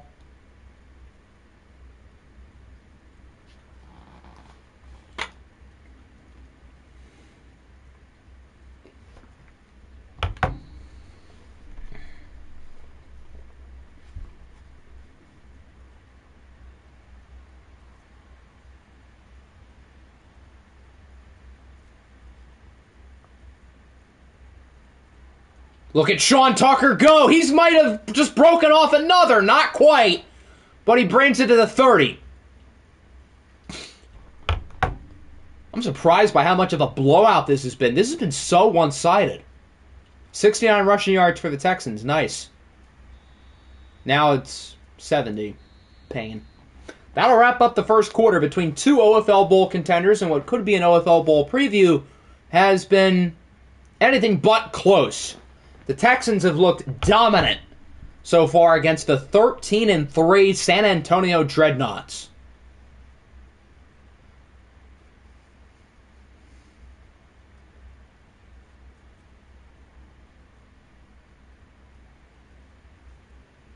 This is Bengals versus Cowboys.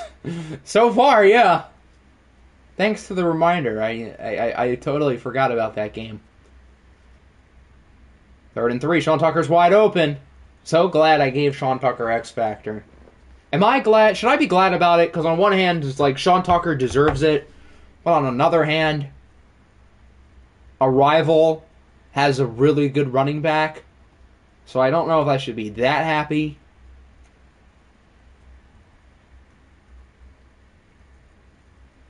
There's Mr. Sean Tucker again. 3 more.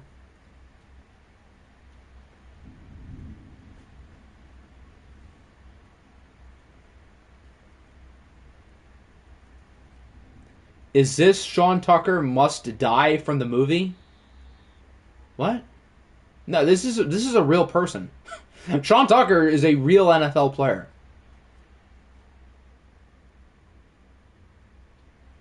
Got him! A dot in the end zone for a touchdown. Who's 16? Oh, Ben Mixon. He a superstar. Good for him.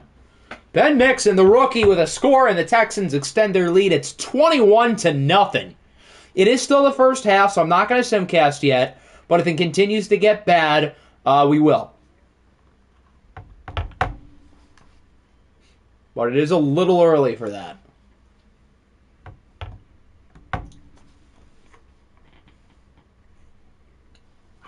Octi has no dog. Because I'm watching the game? I'm confused. We'll see if the Dreadnoughts can try to climb back into it. So far, it's been a disaster. Really putting some pressure on Tennessee.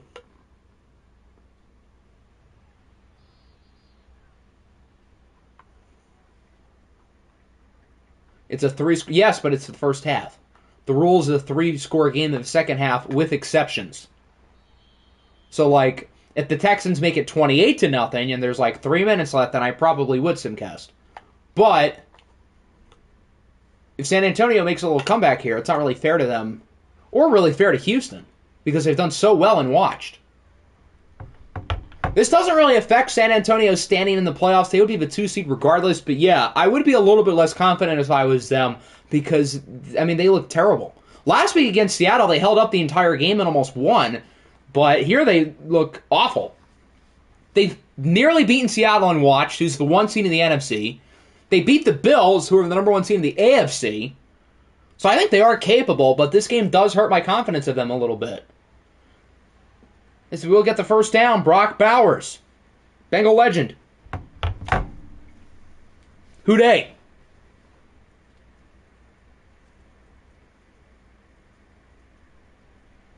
Oh, now they're figuring some things out. The Dreadnoughts were down 21-3 against the Bills, remember. They won. And Juju Smith-Schuster gets 22.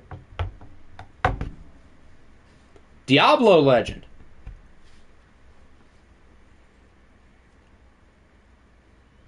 Dreadnoughts are sim merchants? Not exactly. Nice throw in the back of the end zone. It's a 2-score game once again. Simcast, they said. Kyle Pitts with the touchdown. Yeah, the Bills beat us and watched. They killed the Geagles. The Geagles are a playoff team. I think the Bills are better in sim, but they're not like bad in watched. Was he in? I think he was in. Yeah, I think he got both. But, I mean, arguably the 2 best teams in the league, the Dreadnoughts won one of those games and nearly won the other. If I lose this game, Frank gets my team. Oh, Lord. It's a 14-point game. I don't know if I would have gone that far. This game gives me confidence in Octi getting their heads caved in by the Texans. We seem to have the Texans' number. Although, yes, this does make me a little bit more worried. But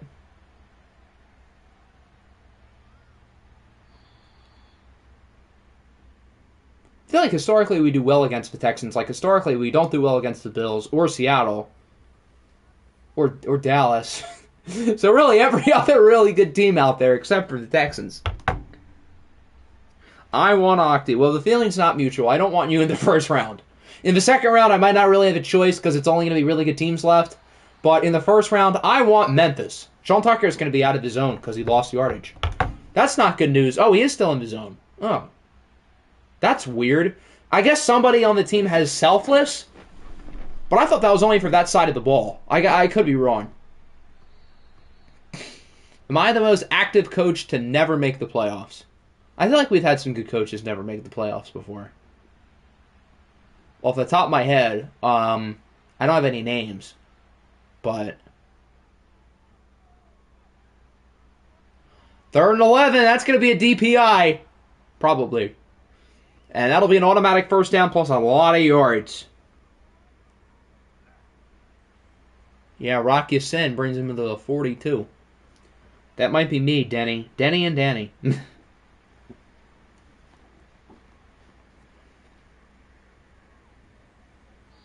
Incomplete. Who started with the ball? I feel like the Dreadnoughts started with the ball. Yeah, they did. So the Texans would start with the second half. Wide open down the field is the rookie, Zach Lawler, who's had not just an Offensive Rookie of the Year type season, but an Offensive Player of the Year type season. Him and another rookie, Brian Neal, both top 3 in yards. San Antonio's going to challenge if he was in bounds, though. This is not a good angle. I can't tell. We don't even see his feet. Maybe he was in bounds, maybe he wasn't. Who knows?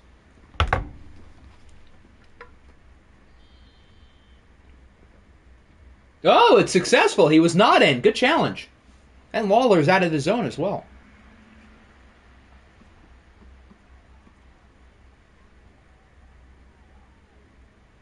On third down, they will make up all the yardage from the previous play. But instead, it's Ben Mixon who gets it. So it doesn't even really matter.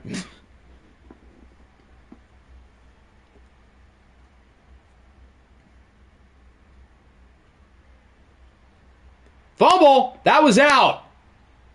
Picked up by the Dreads.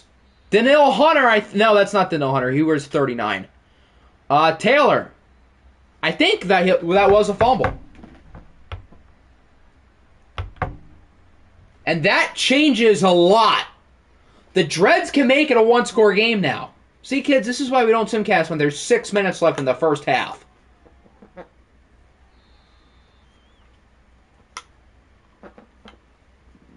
Last season, I thought the Texans beating the Bills... I mean, on one hand, it was kind of an upset because the Bills won 16 games. But on the other hand, both of those teams were Tier 1 AFC contenders. So I don't really think it'd be an upset.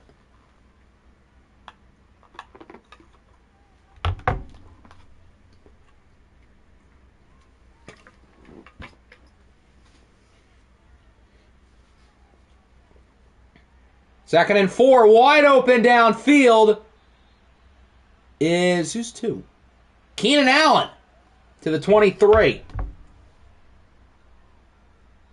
And the tides of this game are quickly turning.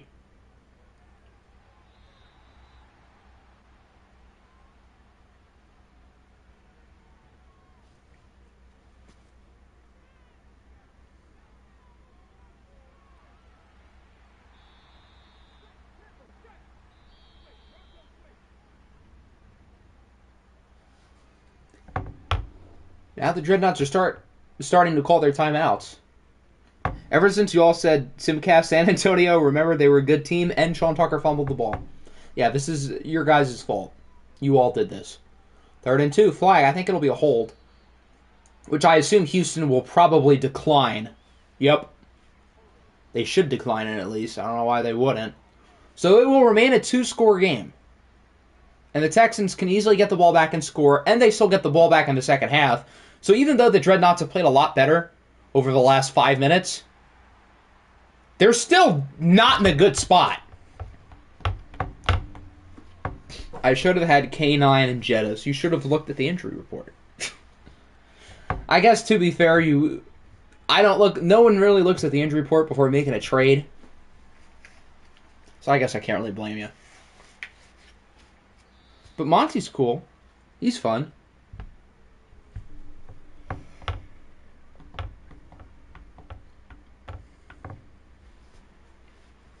Until the Texans return. They have 3 timeouts, a little bit under a minute. I just watched the first ever OFL stream. He's down to 8. OFL started in 2018, so I would have been pretty much like 15. Big 12's getting 1 to 3 more teams. Does that include the rumor of us in Washington that I saw today? I've seen Arizona linked to the Big 12 as well. The Big 12 has really turned it around. Ever since Oklahoma and Texas left, it seemed like, oh, fumble! And the Texans get it right back. Are they out of timeouts? I think that might be the last one. How did they use them all so quick? Oh, no, they still have 1. Never mind. Scratch that. But, yeah, I give the Big 12 a lot of credit because it seemed like they were going to fall apart, and now it seems like they're going to be the 3rd conference in command. Obviously, the SEC and the Big 10 are going to be the top dogs, but the Pac-12 is going to explode just about any day now. And the ACC does not sound like it has a lot of life left either. Oregon should be in the Big 10. I wish. I mean, I guess on one hand it's a little easier, but on the other hand, the Big 10's better. And I don't have to choose which team to root for in a way, with them being in the same conference. I mean, they're not rivals, so I guess it's fine. Kick is no good to end the first half. 21-10. The Texans have the lead. They start with the ball. They're in a good spot, but The last 5 minutes for Houston have not been all that great. So we'll see if the Dreadnoughts can keep it going in the third quarter.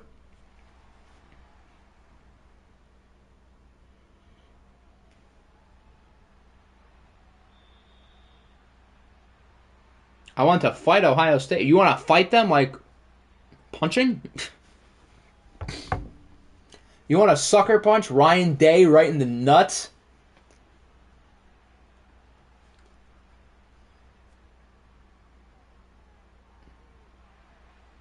Early flag. That'll probably be a hold. So the Texans are going to move back around 5 or 10. Lamar's literally been in the zone the entire game. That's insane.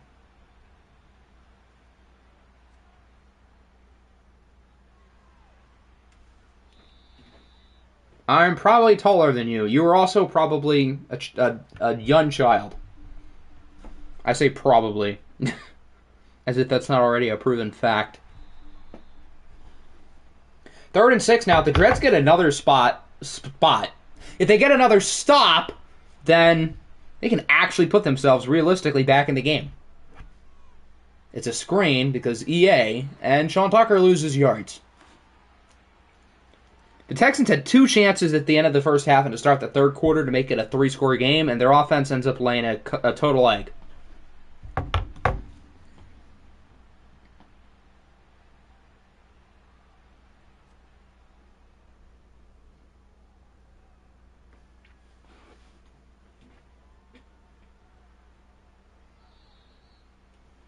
They're still up by 11, though. They're still in a good spot, but they could have put themselves in a really good spot.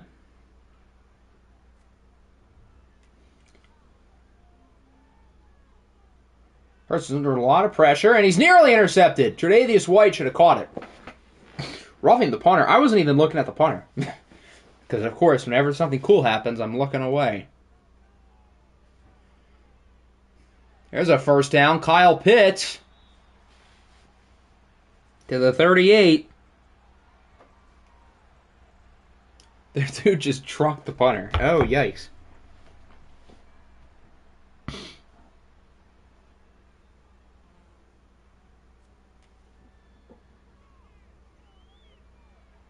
Another nearly intercepted pass. All right, let's look back. Let's see this roughing the punter situation.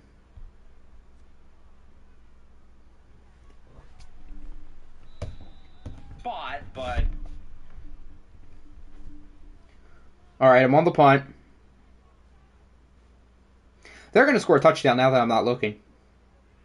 Whoa, he got rocketed. Holy cow. The Texans get the stop, though, anyway. Romeo Okwara with the sack. So the Texans defense gets a really big stop. That was a very timely play. And the Texans will get the ball back at the 20.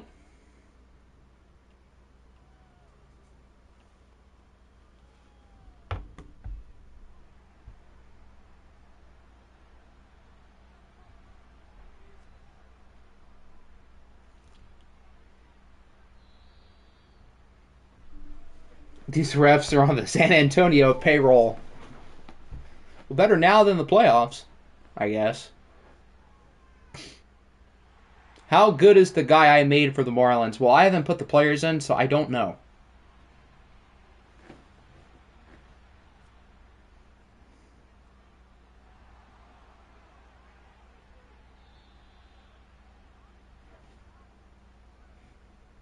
What is his ability? I have no idea. I do not know what any player's current ability is.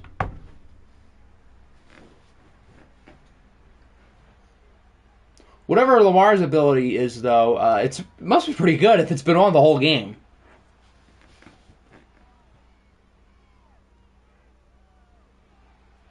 Boink, boink, incomplete.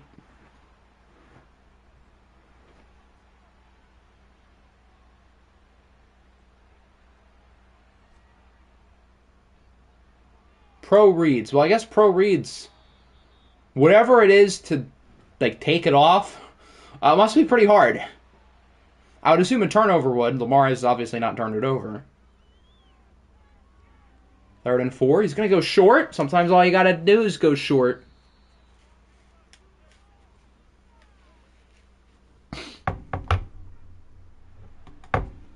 And the Texans are moving it again. Probably it could be to get sacked too. Has he gotten sacked at all today? I don't think so. That would explain something too. 2 sacks. Okay, so that would be pretty hard to take off. His ability is usually Truz. Okay. But it seems like sacks get him out. I guess that's actually a really good ability to have with the Texans because their offensive line is so good.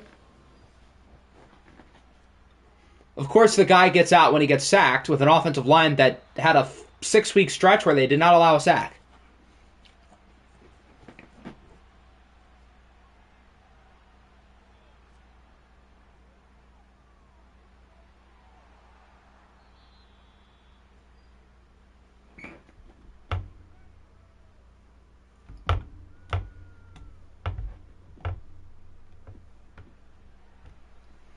Texans are getting close. They can make it back to a 3-score game.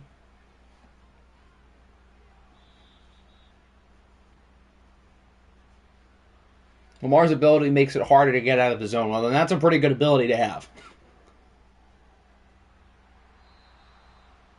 Sean Tucker with a few. That'll wrap up the 3rd. I don't think we had any score change. It was 21-10 going into halftime. It's still 21-10. But the Texans have it in the red zone at around like the 4. And it's a 3rd and 4.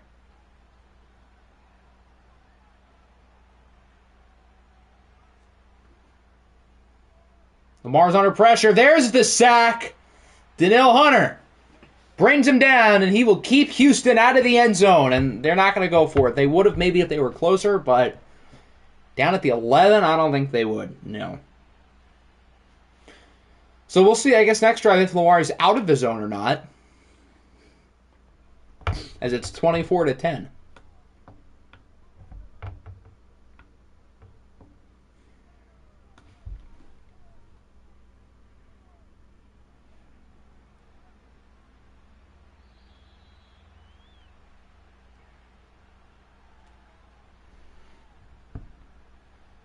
In the same day, Ohtani has had a complete game shutout and 3 home runs.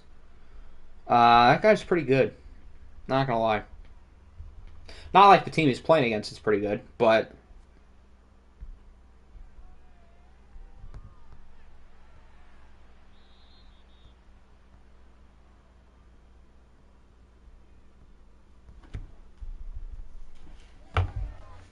Shohei Ohtani's the type of guy to throw a complete game shutout and hit 3 dingers in the same game, and his team loses.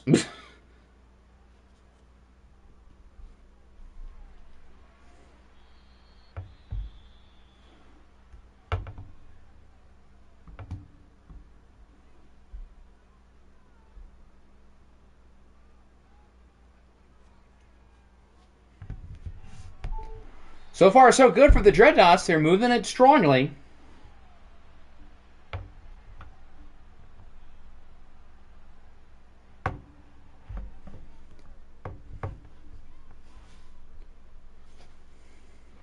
Aaron Jones up the middle. Gets by a defender. Look at Aaron Jones all the way to the 18. Jones has barely gotten the ball. And now he does here, and he makes a big run.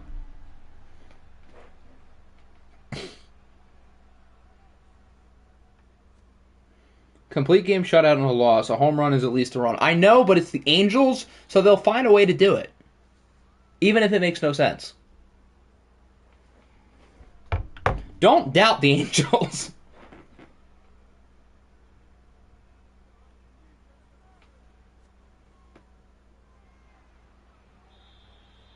As Hurts throws it in the ground, a touchdown makes it a 1-score game.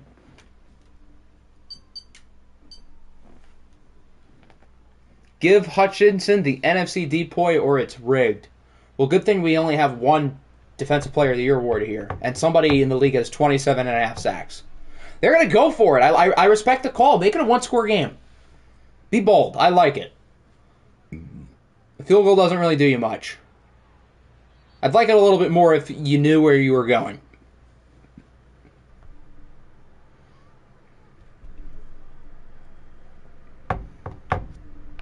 Angels the type of team to throw a perfect game and still lose. They'll find a way.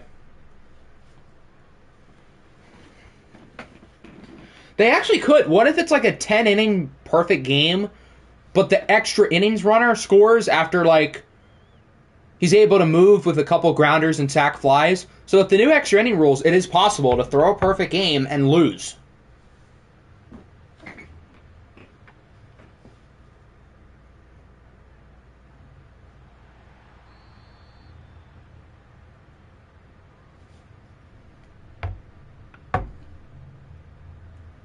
Third and 3, huge play here. Lamar is still in the zone for what it's worth.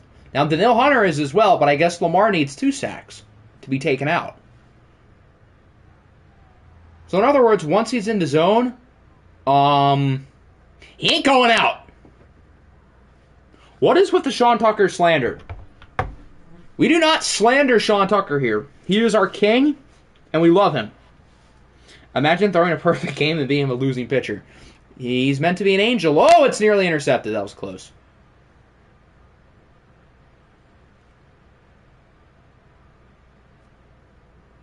They should just, like, chew clock. Okay, maybe don't listen to me. The Texans have a really good offense. Just let them do what they do. Normally it's 1, but I guess because of his X-Factor ability. Okay. That makes more sense. My Tigers career mode, I went 10 innings, allowing 15 hits, 16 strikeouts, 1 run, and we lost. The Tigers would find a way to do that. Only the Tigers. Nothing for Sean Tucker. 17, 111, and 2 touchdowns. That's quite a good game. I was told he was playing poorly. Look at Sean go. He's a yard shy of the first down marker. Final play before the 2-minute warning, probably. It's a 3rd and 1. Not even. 3rd and inches. Probably 3rd and around, like, maybe 2 feet, maybe 1 foot, 1.5 feet. They're going to throw it. And it works. George Kittle gains 1, but that's all he needs to keep the drive going. And that'll bring us to the 2-minute warning. Then the Texans close it out.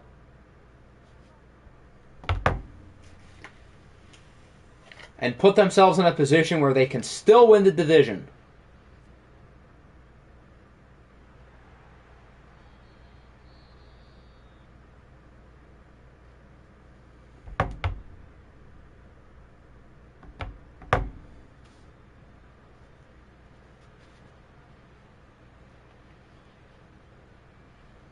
Matani would hit a walk-off home run and lose.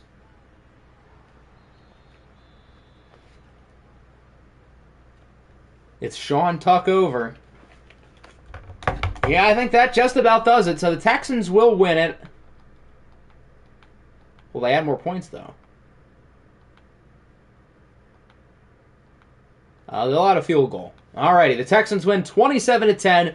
They will finish the regular season 12-5, and they still could win the division over Tennessee if the Titans lose to the Oilers. As for the Dreadnoughts, they finished 13-4. They will obviously be the number 2 seed in the NFC, and they will host the Giggles of Mexico City in the first round. Lamar Jackson was pretty good. Jalen Hurts was fine. He wasn't, like, great. Sean Tucker was pretty great, though, minus the fumble. Kyle Pitts led the way with receiving. Orlando Brown allowed 3 sacks to 3 different people. Romeo Okwara is hurt. Uh-oh. So we have 3 more games left. I think we'll start with the Titans and the Oilers, get the AFC playoff picture wrapped up, and then we'll find out who wins the NFC East, and then that'll be it.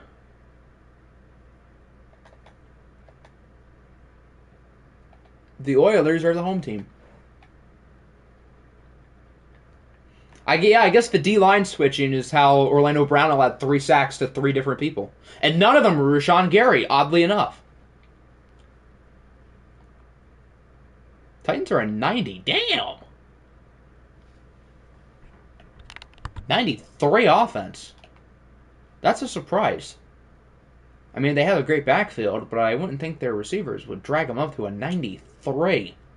Anyway, we've got the Titans and the Oilers. If the Titans win, they clinch the division, and they will be the number 2 seed in the AFC, hosting Memphis in the first round. If they lose, they will drop all the way to 6, and they will play the 3-seeded Texans in the first round. Go, Oilers, go. I don't like where this is going. Oilers making it a game, though. Give them credit. But I think Tennessee's going to hang on. Yeah. Alrighty, so the Titans win. They will be the 2 seed. They will play against the Steamers in the first round. And that means we've got a dogfight between the Bengals and the Texans on Wild Card Weekend. I'm frightened. I know we beat them last year by a lot, but I'm a little bit concerned. I can't lie. I don't want to get first rounded again. The good news, though, if we do win, then we'll have one of the lesser teams in the second round. If the Texans win, they would play against probably Buffalo in the second round, assuming Tennessee wins. That would be something. This is the semi-last season of OFL 23. No, we have 2 more years after this. Isaiah Thomas was, Justin Herbert, 17 of 18. He had himself a day.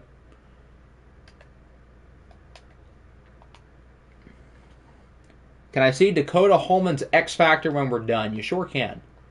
Actually, I might as well do that now. And I know Frank said he wanted to see some abilities. So, we can look at those real quick as well. I need the hardest path. I just want to win. I don't care about the path. I guess it'd be more satisfying when it's over, but truthfully, I don't really care. I just want to win. Can I see Popes? Sure. Who were we closest to? The Nighthawks. They're like 1 away. We don't have time to go through everybody's stuff, though. Let's make it real quick. Dexter Lawrence. Boom. Hayden Hutchinson. Boom. Mr. Pope.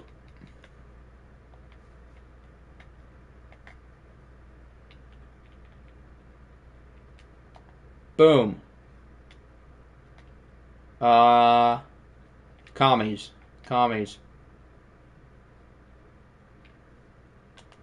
Dakota Holman. Boom. Jalen Ramsey. There you go. Tristan Wirfs is at left tackle.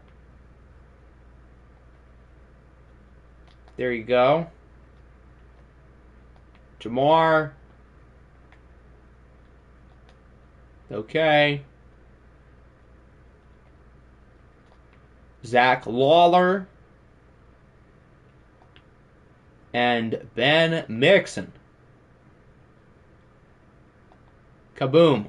Capiche. Alright, do we want to start with Dallas or Washington? I say we start with... start with Washington. So Washington plays Detroit. The Lions are already out. While the Commies can still clinch the division, move up to 3 with a win. They could be 3, they could be 5. Oh, I missed Aiden Turkeys. Oop, my bad. I'll show it after this game because I'm already in the screen. How about that?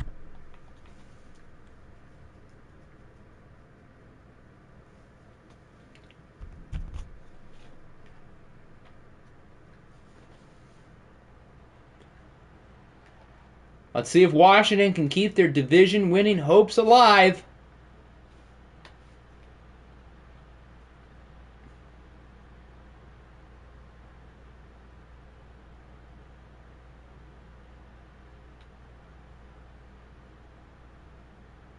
It looks like the answer is going to be a big yes.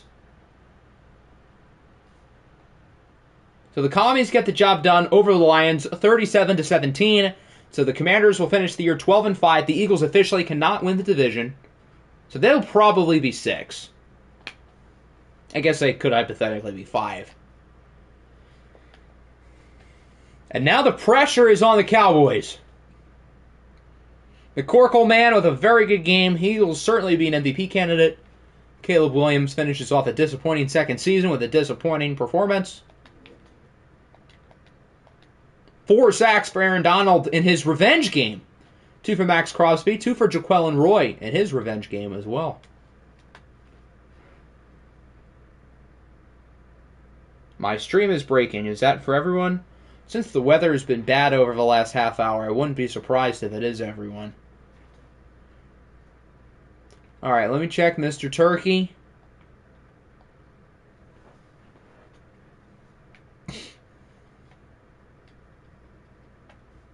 He is an 82 with morale. And then I think the game is in Seattle. Yes. The Seahawks are 14-2 with a win. Well, they've already clinched the 1 seed, but with a win, they clinched the best overall record in the league. As for the Cowboys, they have a lot more at stake. If they win, they should clinch the division. If they lose, then they will not win the division. They'll be 5 or 6.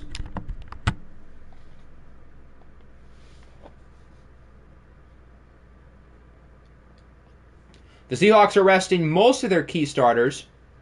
So the Cowboys should win, but we'll see. To wrap up Week 18, here we go.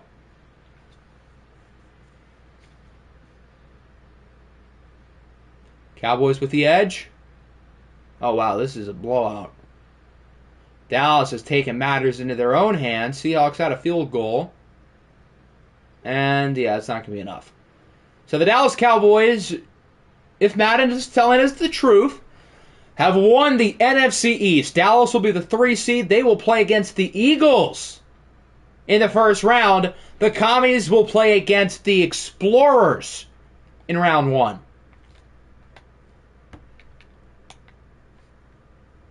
Joe Burrow was fine. Mitch Trubisky was god-awful. There's a reason why he's the 3rd stringer.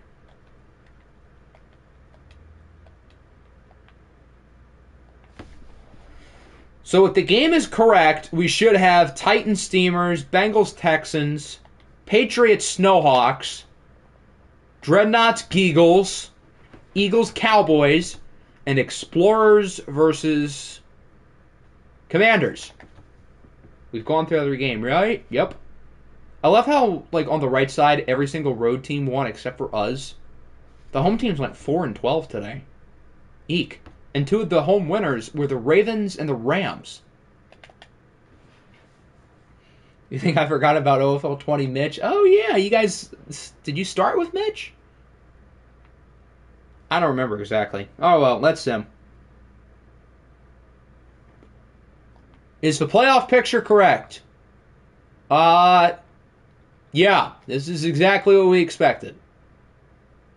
Ooh, we got the Sunday night primetime matchup, as we should. Okay, interesting. Alrighty, so this is your playoff bracket for Season 3. Let me check the draft pick. Sometimes they take a week to update, so it might still say the Colts have won. So if they do, let's not overreact. Yeah, it takes a week. I don't know why, but it does.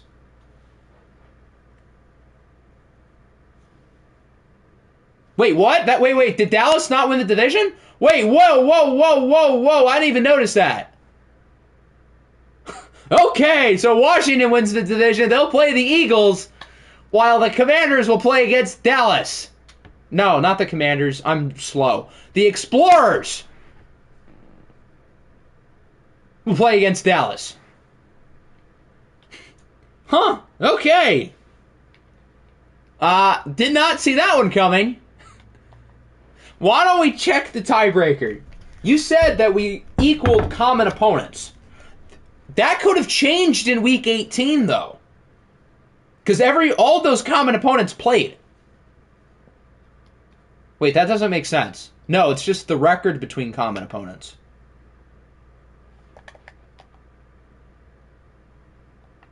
Okay. Yeah, I don't have an explanation. There's Madden's usually good about the tiebreakers. There's probably a reason, but I don't have a good one off the top of my head.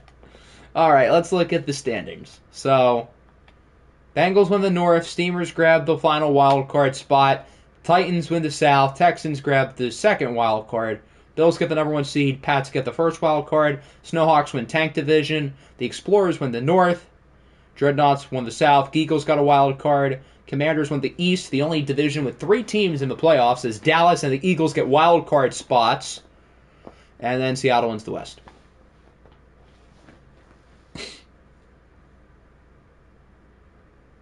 As for your draft order, by the way, they have the Niners at 32. So I think it'll update after next week. I think the Niners, then the Colts, then the Broncos will be order. Our pick will be 7. Okay, I can live with that.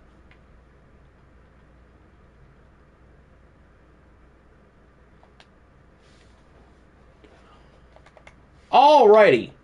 Let's look at stats. We'll start with league, then we'll do every team.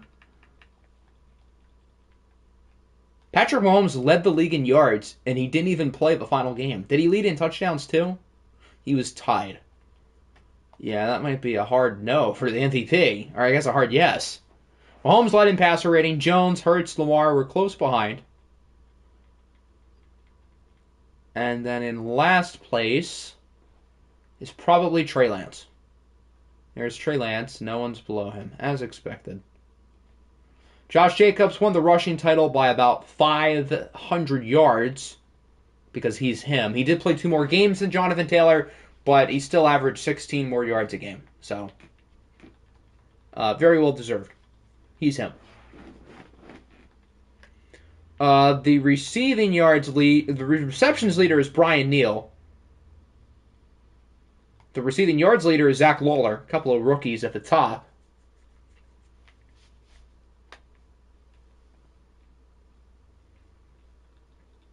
And then touchdowns should be Amon-Ra St. Brown with 21. Not too bad. Jonah Williams allowed 25 sacks. That'll lead the league. And then on defense, 27.5 sacks for Myles Garrett. That leads all players. Oh, Chase Young did end up with 10. I thought he had less. Trayvon Diggs led the AFC in interceptions with 6. Fumbles forced 2 for Tranquil, Jones, Tank Lawrence, Kyle Hamilton, and Derwin James. Tank leads in recoveries with 2. In the NFC, Aiden Hutchinson, 30 TFLs. The sack leader is Hassan Reddick.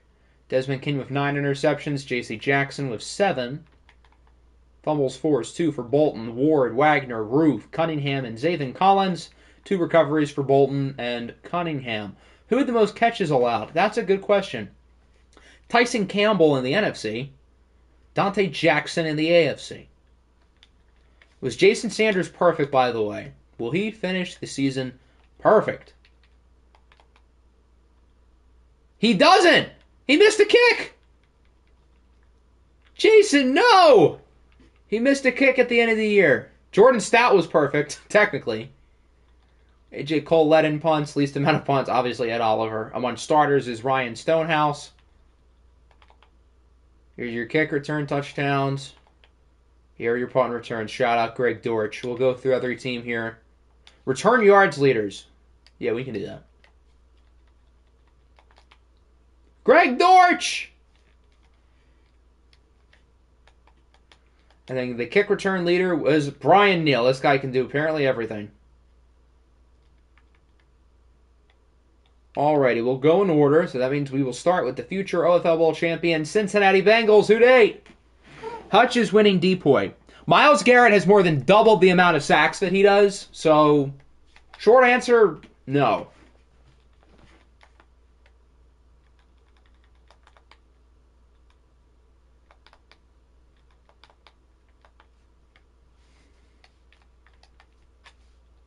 We're doing all the teams. You guys don't need to say them all.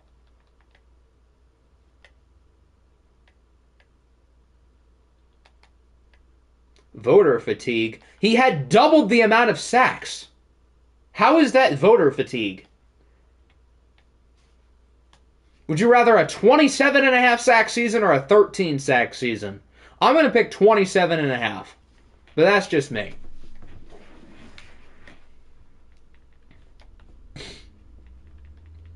Bro's just talking to talk. Everyone I don't even know if Aiden's going to make the final ballot. He might. He's on the fringe. He could. Chargers had 3,000-yard receivers. Shout out Raheem Axon.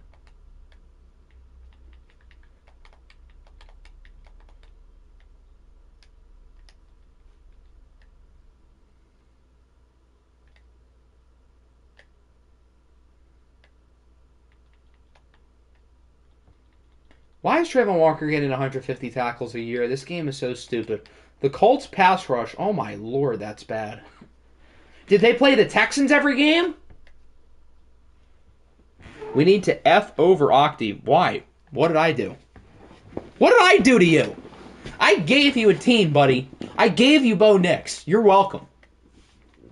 Broderick Jones allowed more sacks than the entire Texans team. That's insane. I guess that ended up being a pretty good trade.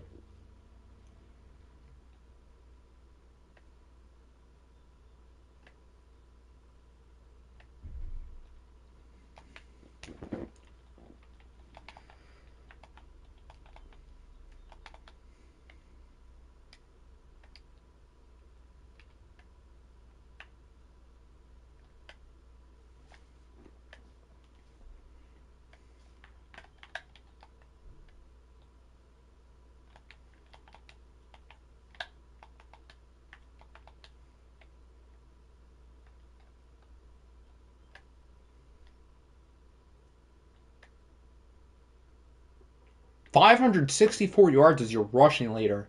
Remember, Tony Pollard was drafted in the first round of the fantasy draft, kids. Never forget. This team's pass rush might have been even worse than Indy. Good lord. You need a good pass rush, kids.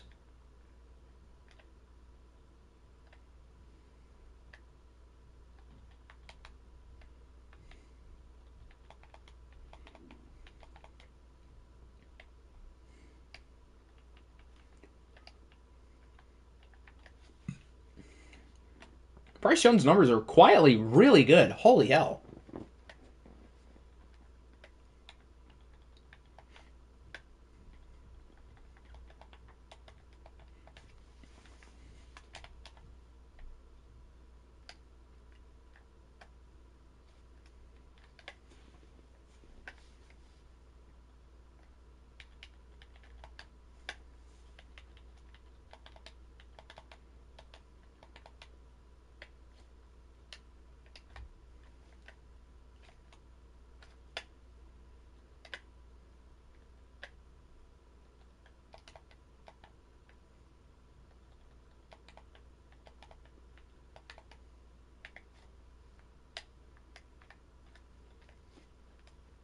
How many games did Brissett play? How many did he start, I should say? I'm actually kind of curious about this. He first started in week 6. That early? Wow. So he would have played 12 games as a starter?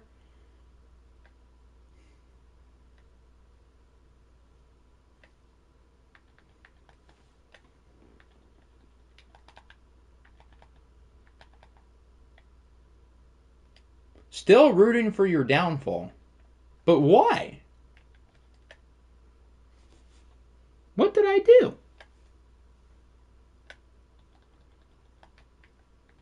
They only hate the great ones, kids. Juwan Bentley had 10 sacks. What in the world? Okay. Yes, we'll see Madden's award winners at the end, yes. Caleb Williams threw 18 picks. Ugh. You're good. Okay, well that's a good reason. I'm praying on Octi's downfall after all the trade vetoes. You do realize those trade vetoes are not my fault, right? I didn't choose to veto those. The trades did not work. Largely because of picks that you did not own. How is that my fault? You need to keep better track of what picks you have. Which, it's not that hard to do. All you got to do is find like a Google spreadsheet or your notes app or something, and you just write them down. So it ain't really my fault. I would love to pass those trades if they worked. Isaiah Thomas only threw 4 interceptions. Wow. Yet the team still won 5 games. I guess Cookie Carlisle's 3.3 yards a carry helps. The Notes app does, in fact, go crazy. Me and you both.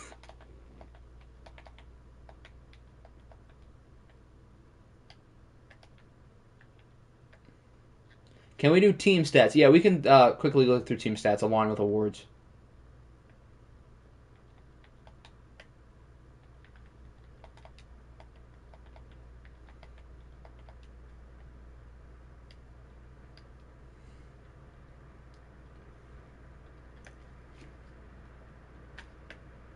What is your Moy favorite? What's a Moy? Oh, meme of the year. Oh. I would have to probably think about that. I'll probably go back through some streams, try to figure out what moments were funny throughout the year. There's some good choices. Would last year's playoff games count for this year, though? I know it was last season, but like they were obviously weren't on the meme of the year ballot. But is that like too far away? Poll voting tonight. Why would we vote on the poll today? Oh, if you mean award voting, it might be tonight if I get it done. The Raiders as a team threw for 5,600 yards. Nearly 5,700. Woo!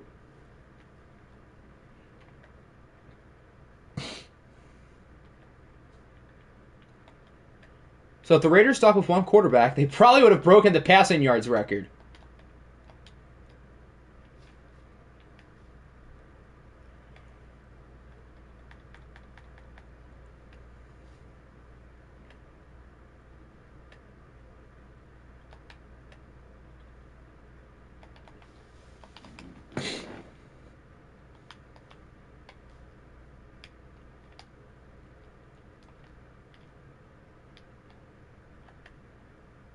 Dameon Pierce scored 22 times. That's a lot.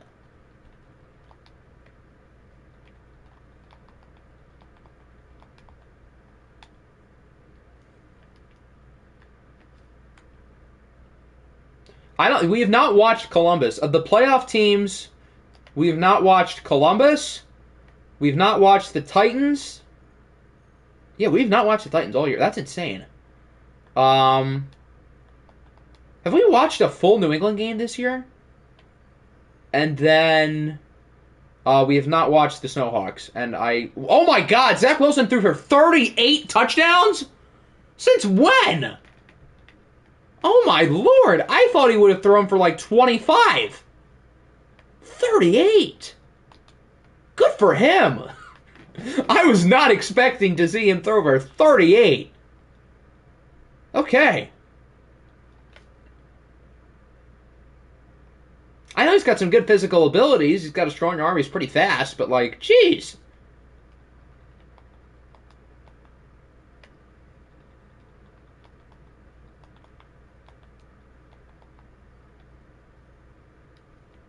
And then once we're done, we can quickly look at Overton's X Factor. Yeah, I got you there, Pepperjack. And Harrell. How many X Factors are there in this class? Like 20? I mean, I think too many is better than too little, especially because we only have a few years left. So, the more good players, the better.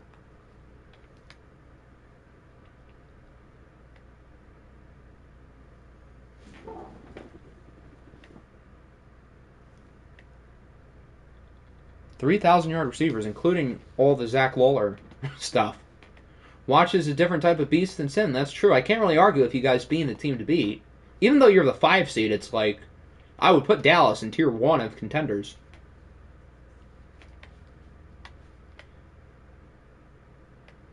Oh, the Titans have Chris Godwin. I forgot about that. Bengal legend.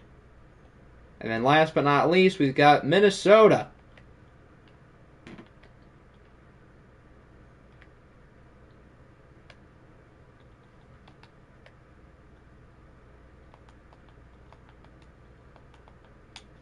All right, let's go to Overton. Where is Mr. Overton? Here he is. There you go. Harrell.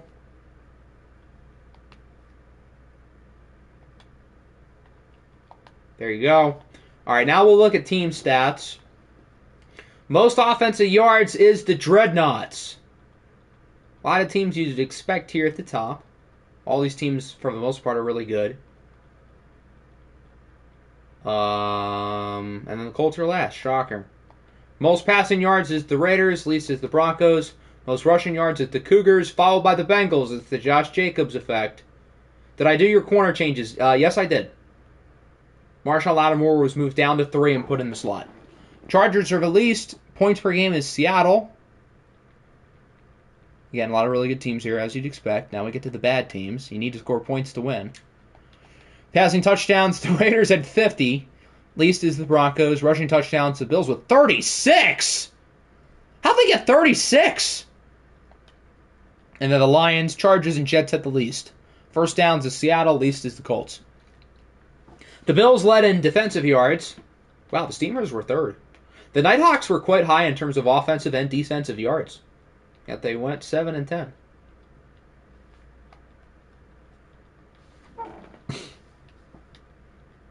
Yeah, I think CB2 is usually on the wide receiver 1. Any surprise teams here? Not really. Most of these teams are not good. I guess Seattle, their defense is kind of weak.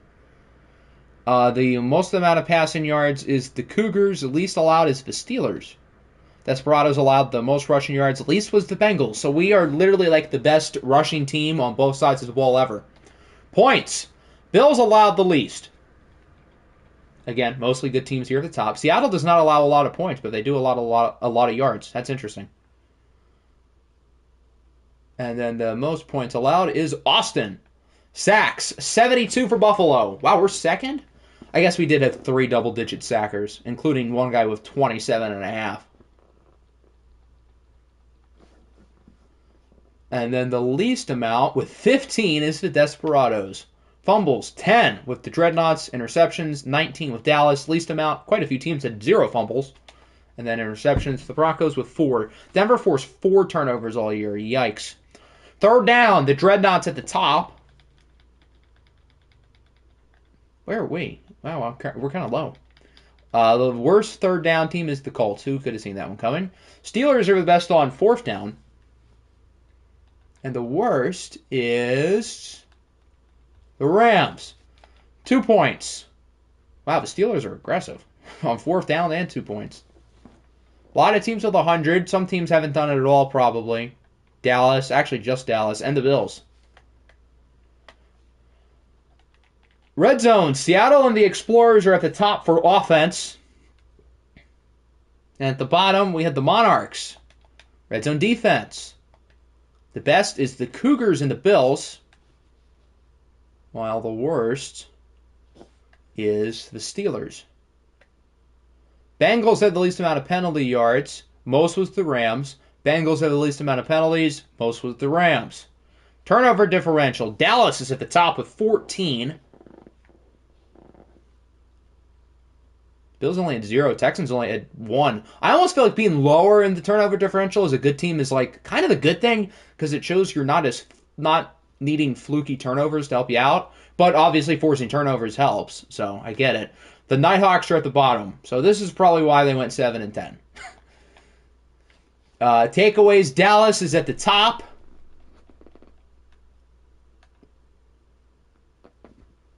Denver with 4. That might be a record. And then giveaways, 23 from the Nighthawks. Least amount of giveaways is the Oilers with 4. And that's it for team stats. Awards. MVP, Patrick Mahomes. We'll see if our final vote agrees. Why are these two 1 spot apart? What are we doing, EA? No. Coach of the Year, yours truly. I agree.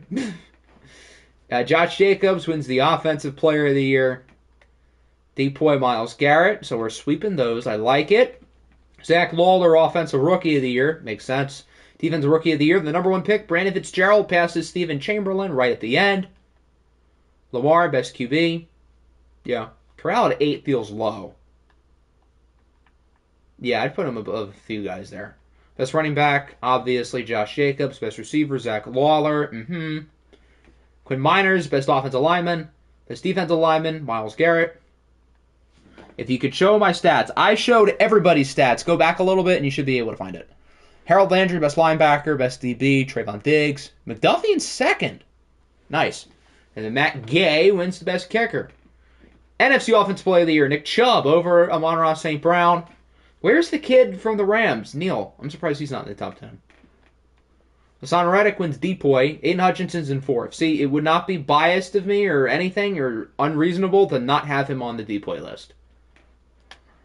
Brian Neal wins the Offensive Rookie of the Year. Defensive Rookie of the Year, Victor Boswell. Shaquem Biggers had 10 TFLs and 10 sacks. He was really good. Patrick Mahomes, best quarterback. Best running back, Nick Chubb. Best receiver, Amon-Ra St. Brown. Best offensive lineman, Zion Johnson. Former Bengal, who dey? Hassan Reddick, best defensive lineman. Best linebacker, TJ Watt. Best DB, Desmond King. Best kicker, Chad Ryland. Did we even see the players of the week yet? Antonio Gibson, Kevin Shasha, Aaron Donald, and Baron Browning.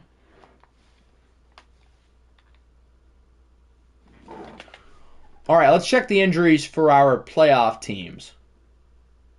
Seattle, Tyler Lockett will not be available until the conference championship. Snowhawks, nothing. Steamers, nothing. Texans, nothing. Titans, nothing. Bengals, Titus Howard is out for the year. Bills, nothing. Commies, Damian Harris is out for 4 weeks. Cowboys, nothing. Dreads, Quay Walker is out through the divisional round. Eagles, Jeff Okuda out for the wild card round. Explorers, left guards. Geagles, nothing. Pats, nothing. And that brings us back to Seattle. I think we went through everyone. So I think that just about covers Week 18. If we want one more look at the playoff bracket, there we go. We've got some good games. The plan is for the wild card stream to be this Saturday. We will watch 3, and we will simcast 3, leading us into the divisional round. I don't think there's anything else I need to check. If there's anything anybody needs to see, let me know now or forever hold your peace. And then we'll wrap it up.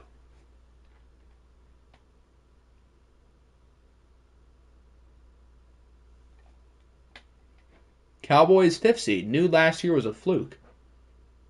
Huh? They won 12 games. That don't make sense. Okay, it doesn't look like anyone needs anything. So, yeah, that'll do it. And,